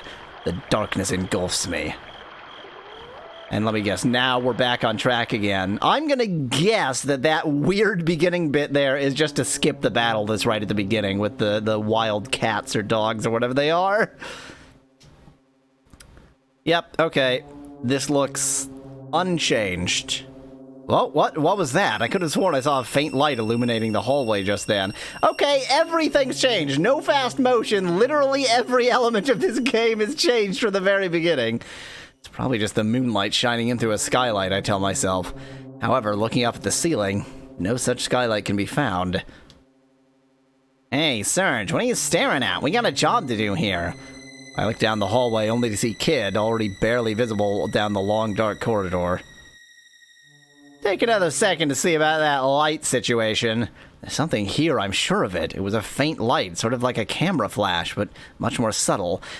Like this world where they don't have light bulbs, but they do have cameras with flashes, and people are sufficiently familiar. So, like, yes, camera flashes, like the almost explosive kind of camera flashes, do, I think, predate light bulbs, but surely the kind of camera flash that would be common and portable enough that people would be familiar with it is later than light bulbs. Like it's just, everything seems just slightly anachronistic. Like, people have just photographs they carry around, and yet there's no, like, electricity or other technology. It's like the wrong time. Serge, what are you, paralyzed? Come on, Kid says, coming back towards me. There's something here, Kid. Just as I start to think that it could have been my imagination, suddenly... Wearing a tattered old priest's robe, a figure of a young lady materializes above us. Is this... What's her face? Finally, you have come. No. I was thinking the princess from Chrono Trigger, whose name I don't recall, and she had two names anyway. It's like it's resonating inside my head. Popful in chat points out that Luca made a teleporter that turned out to be a time machine, so what the hell am I talking about anachronisms? Kid, can you hear that? I'm not even sure if I just said that. Could this all be a dream? Before I have time to think, Kid and Magil come up beside me, also staring at the apparition. Okay, now I know this is real. It's too real to be just a dream. Where'd she go? Black magic, witchcraft, necromancy. Seen all sorts of different types of stuff in the past, but this... I don't think I've ever been faced with anything like this before. On the other hand, Magil stands there with his usual cool composure. I doubt this is the first time he's dealing with something like this. A wave of anxiety runs through my entire body, standing here in this dark, damp hallway. This is on YouTube, Twitch, and Mixer at the same time, Elon. I wonder, should we even be here? Was this a message of some kind to leave? Just by standing here, we might be desecrating the memory of the dead. The girl's face shines out in my mind. She seemed so sad. I do not believe this will... I do not believe this will necessarily help with our mission. Let's move on. Never been so quick to agree with Magil. Kid doesn't seem to have any objections either. Okay, now are we back onto the path? I'm trying to think what we must do.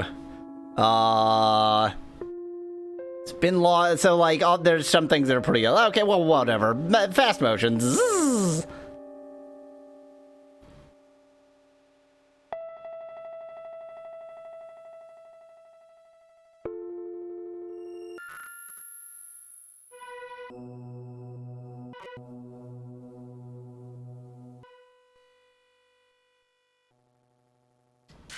I've heard about these things. They're called atriums.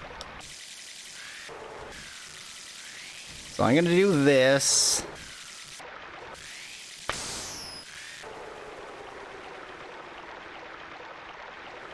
Okay, this is new. I went to the atrium. There were a few splashes here and there, but instead of Kid just getting away and then blood pouring out of the fountain, Kid turns around facing me. She's stiff as a pole, blood-stained. What the? I rush over to Kid in a flash. Ah! Fish are ravenously leaping out of the water, snapping at our flesh as they spit up thick blood on us. Amidst all this, the fountain has started to spew volumes of blood-stained water. Okay, so this seems to be largely the same, but slightly changed?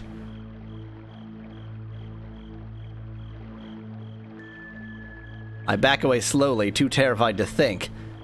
The fish, Kid says over and over, apparently in shock as she tries to clean the gorges of blood off her hands and arms. But the fish keep on coming, spitting more and more blood up on us. However, what I see next makes my stomach turn. Masses of bones and half-eaten body parts bubble up to the surface of the ponds. Heads, arms, fingers, feet. These fish are cursed, Magil shouts over the commotion. They are being influenced by something. I take a few more steps back, eager to get away from all this. I see now. These fish are something of an experiment, it seems. Their mind have been all unnaturally twisted and broken. The fear of death is thick in the air, even for these cannibals. He's right. The fish don't seem to be hungry for us. They're just madly snapping at anything that moves, even themselves. Not even the body parts are fully eaten. I can barely stomach the sight as body parts begin to spill over the tile floor. Come on, hurry, I say to Kid, looking at her arm. We carefully make our way out around the fountain. Around the fountain? Avoiding it as much as we can by hugging the walls. Oh, so maybe again, since I've already played the game, they're gonna let us skip that puzzle.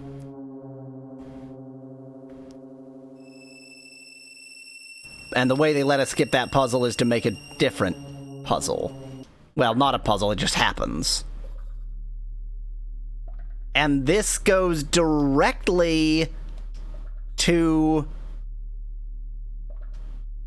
Everything is different. Everything is different. Crumbling tunics adorn the bleached skeletons in each cell. The weathered, crumbling garments are so faded I can't even tell their original color or make. Does anything else change about this?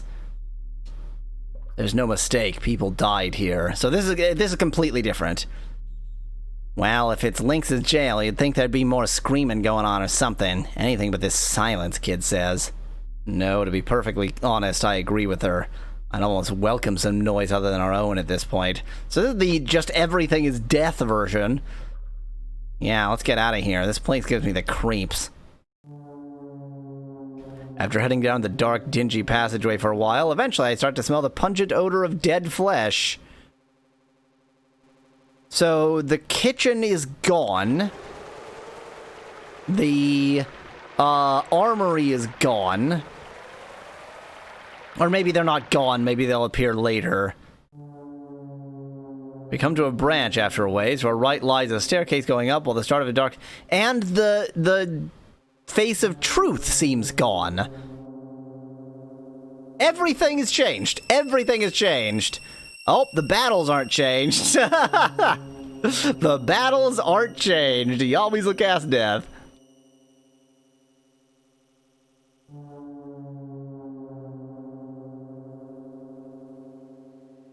Actually, you know what? This is the little demon monster again that I've screwed up every single time.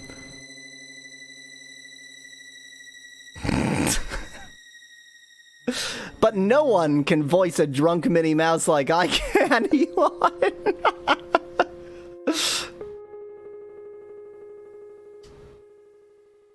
Yep, okay. So let's actually fight this demon because I've managed to screw it up every time. It's a demon warlock! I unsheath my knife. Now don't just attack, size it up first. The demon stands there with its long tongue waving in the air, beckoning us to try and attack it. Beside me, Magil has just finished chanting a spell. As he extends his arm, a furious streak of fire shoots out from his fingertips. The blaze smashes into the demon. With the stench of burnt flesh thick in the air, I stare down upon the demon, now revealing a twisted smirk over its sharp fangs. Despite its agony, the demon starts to mutter something in a low, controlled tone. I look to Magil. Rush before it has time to finish. Come on, let's get him, I shout, already sprinting towards the vile demon. Kid comes running beside me at full speed, hard on my heels. The demon angrily swings its scythe out at me just as I approach. Stunned, I tried to stop running in time, but the huge scythe managed to graze my cheek. Shocked, I rub off the blood dripping from my face. Kid, who's flanked the demon from the other side, starts kicking the thing with her hard boots. Okay, so that action also gets me hurt. Terrified shriek is coming off as the thing falls to the floor. Ha, how'd you like some of that, eh? Demon coughs up dark blue blood as it collapses onto the ground. Kid, I say remorsefully, this thing's no match for us. It's barely half as— No, why are you doing that? We gaze down at the creature. What should we do? Kill it! Noticing we've stopped, the demon starts to write something on the ground with its own blood. Is it trying to communicate with us? Beg for mercy, maybe? The symbol it's drawing suddenly takes on a strange glow. A glimmer of light appears. And then a crack of lightning strikes upwards from out of the symbol. Kid looks at me, then looks back down towards the demon. Just as it completes drawing the symbol, she pelts the demon in the belly. It's hurled through the air, violently colliding with a nearby wall. After a few moments, it moves no more. Kid scuffs out the symbol on the ground with her boot. It was him or us, mate. Yeah, really? Okay, so we actually did defeat it. Whew. You okay, mate? Yeah, I'm not bad. I've had some bruises here and there, and a gash on my face. Are you kidding? I kicked that thing's arse so bad, it didn't even have time to say its prayers.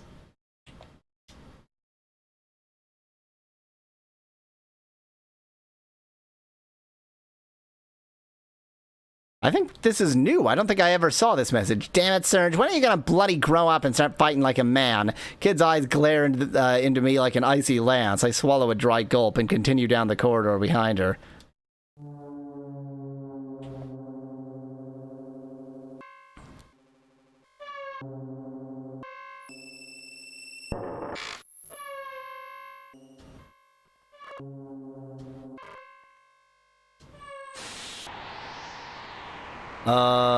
Was this? Oh no, this is all the same. I keep popping in when nothing has actually changed.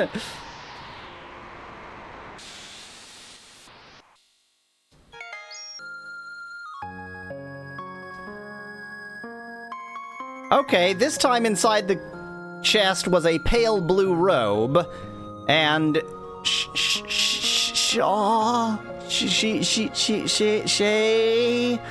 Shay, I'm gonna go with Shay, Kid quietly says.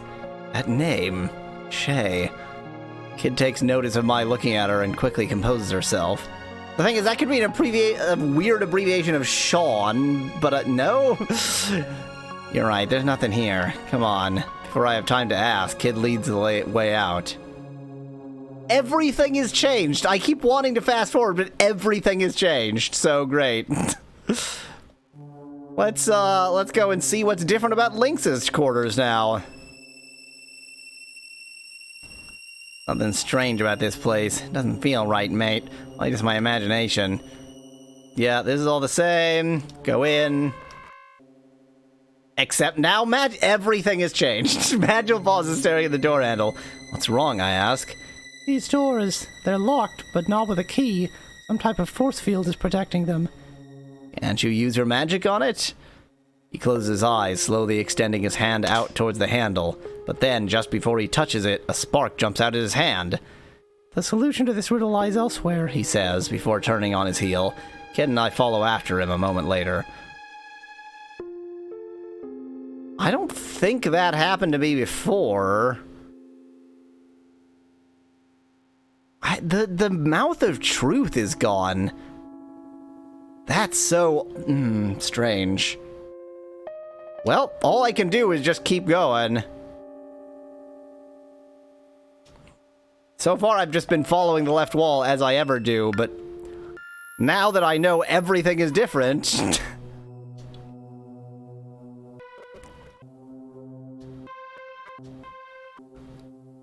Slight breeze are only welcomes we enter through the huge set of doors. Okay, so this is the hall again.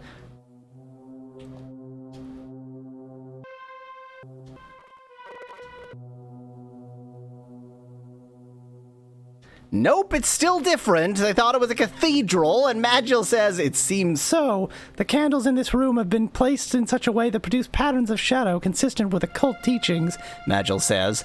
Looking down, I can see he's onto something. A number of strange, candlelit patterns dance around on the floor. Hello, Mikey in chat. Do not stand there! I instantly leap back, cold sweat running down my neck. My hand is on my knife, not that it'll do any good at this point. Indeed, a most peculiar arrangement, Magil continues as I back against the wall.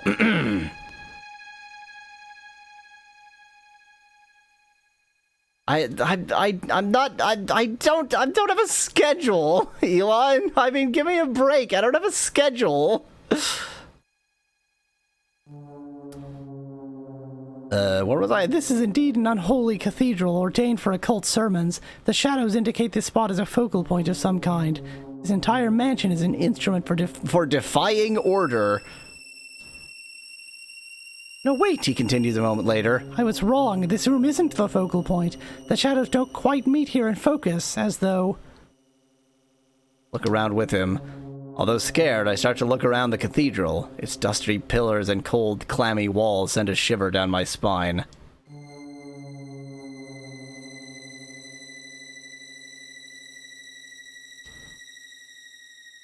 Setting my sights on the organ, I walk over towards it. Strange.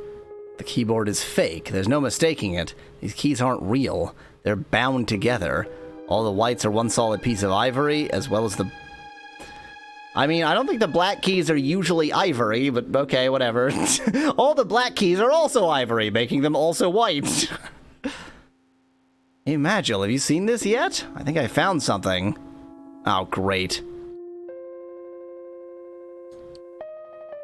As soon as I push down on the keys, the organ's lid suddenly slams down on my fingers. Damn this godforsaken mansion.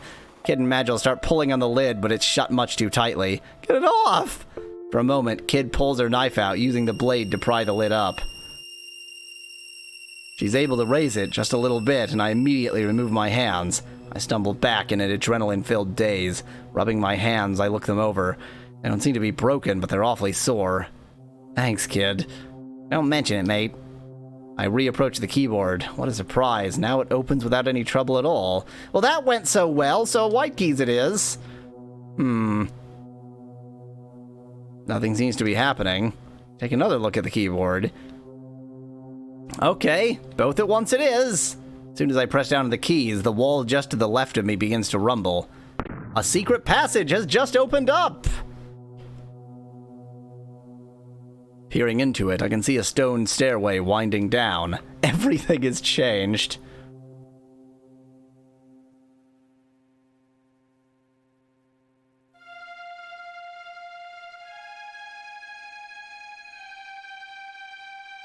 Yes, adding to the drama will definitely help things. A secret floor directly beneath this one, of course, Magil says to himself as we start down the narrow staircase. Once we reach the bottom, Magil casts a spell, allowing us to see into this dark, damp room. The faint luminescence allows us to see somewhat. We're in a room not much taller than head height. However, what's interesting is that this room seems to have the exact same length and width as the room above us. Even the pillars are here in the exact same places they were above. Okay, so... We're in, like, even though it can't be bothered to show us this, we're in a similar cathedral room, but without the whole cathedral in it.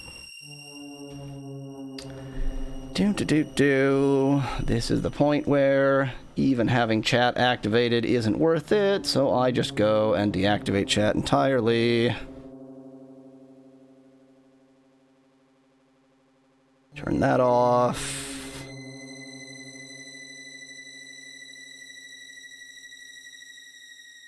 Turn.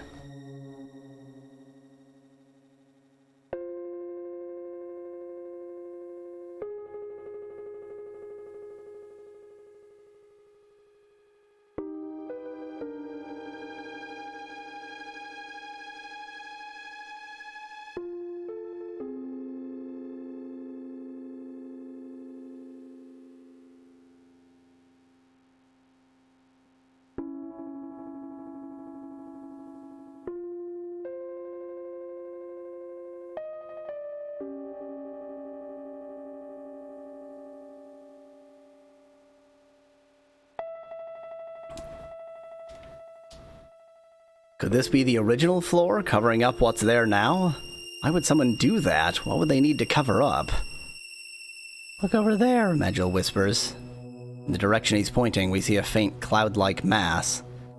No, my mistake. It's something sketched on the floor, emitting a dull, pulsating light.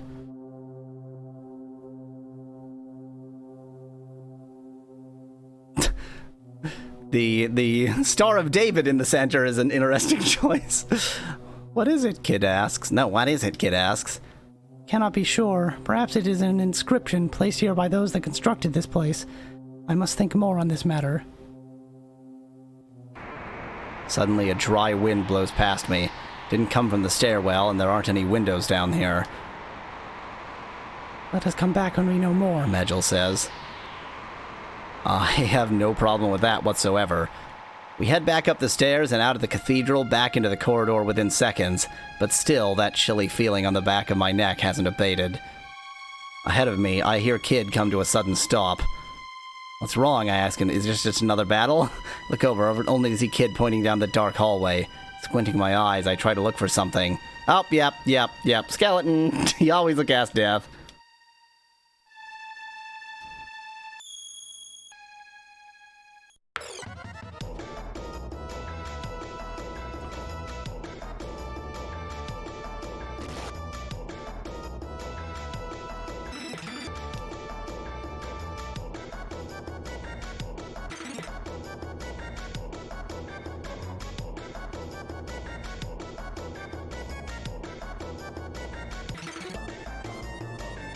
Catch it! Smash it!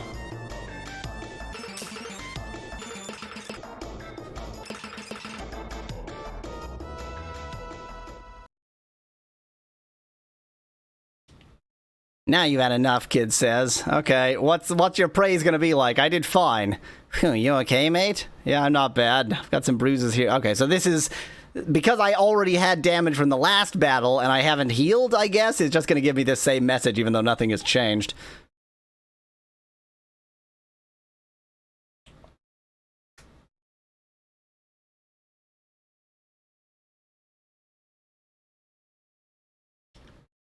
Wait a sec, what's that? Hey, a leather sack! I get to have healing!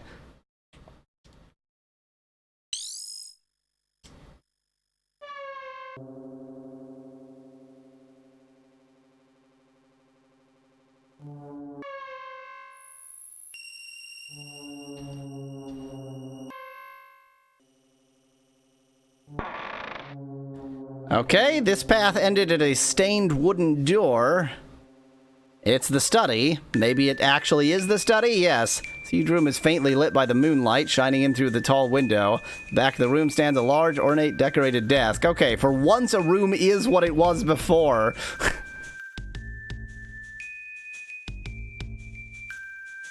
Let's walk over to the bookshelves. Start looking at the rows of books. Most of them are written in languages I've never even seen before. Pull one of the books off a shelf. It's so heavy I had to support it with both my hands. I clumsily turn to a random page. The book contains page after page of strange scribbled symbols. They twist and dance, almost as though they're alive. Wait, what? I blink my eyes, bringing my face closer to the book. It had to have been my imagination. They're not actually moving. Wait, are they? What you looking at, Serge? It's probably just another one of Lynx's sick hobbies, collecting weird stuff like this. Yeah, but come on, this is boring. I want to get that flame. I reluctantly agree with her, giving a forced laugh. Yeah, I could say more, but...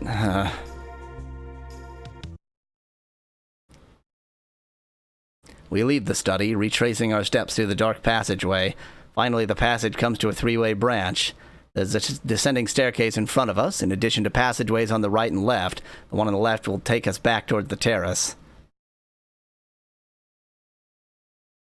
Yes, back towards the terrace. And let's see what else has changed, like everything. Continue through the passageway. Quiet as a church mouse. Is this going to be the storage room again? Yup. Okay, this actually is a storage room. Don't touch anything. Okay.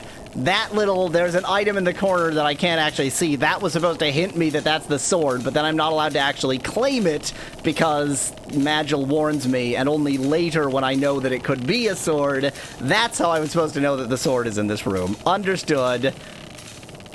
Oh no, never mind. It just tells me, and I didn't remember.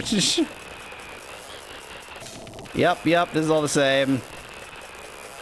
Here's the old woman. This is all the same.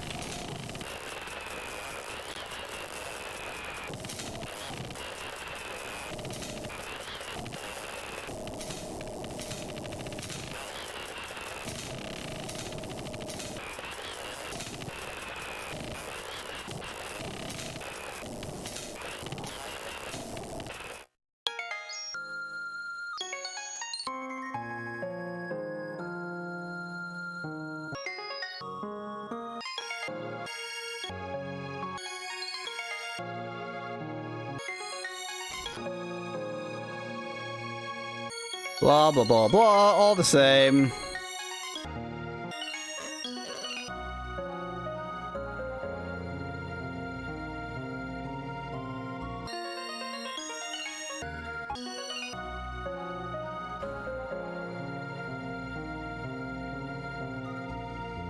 Yep, all the same. All the same.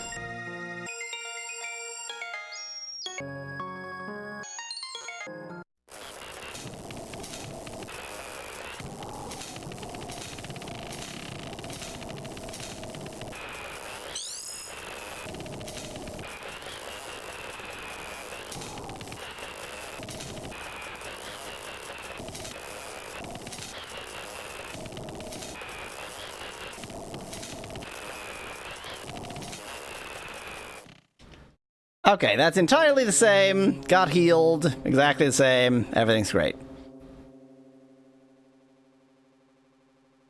So let's continue. Let's sneeze. This is the treasure room. Well, this has been the treasure room in the past. Who knows what it is this time round. Door's locked. Just as before, but not for long. Before Magil can even offer an unlock spell, I notice Kid combing her fingers through the air, revealing a hairpin after a moment or two. Kneeling down by the door, she fiddles around with the lock for a bit, and after a while unlocks it with a click. So she's a better thief this time round. That was almost too easy. An amazing sight is spread before our eyes. I don't quite know what to think of it. We're in some sort of treasure vault with piles of gold, silver, and other sparkling treasures stacked in piles, hence the word piles I used before, throughout the room. for next time. Until then, thanks for watching. If you liked the video, tell me what other obscure games you'd like to see me play in the comments below. Let me see if I can finish a sentence. Cheers from Yahweasel. Okay. Normally I would do one more episode, but somehow I'm not in the mood. Bye.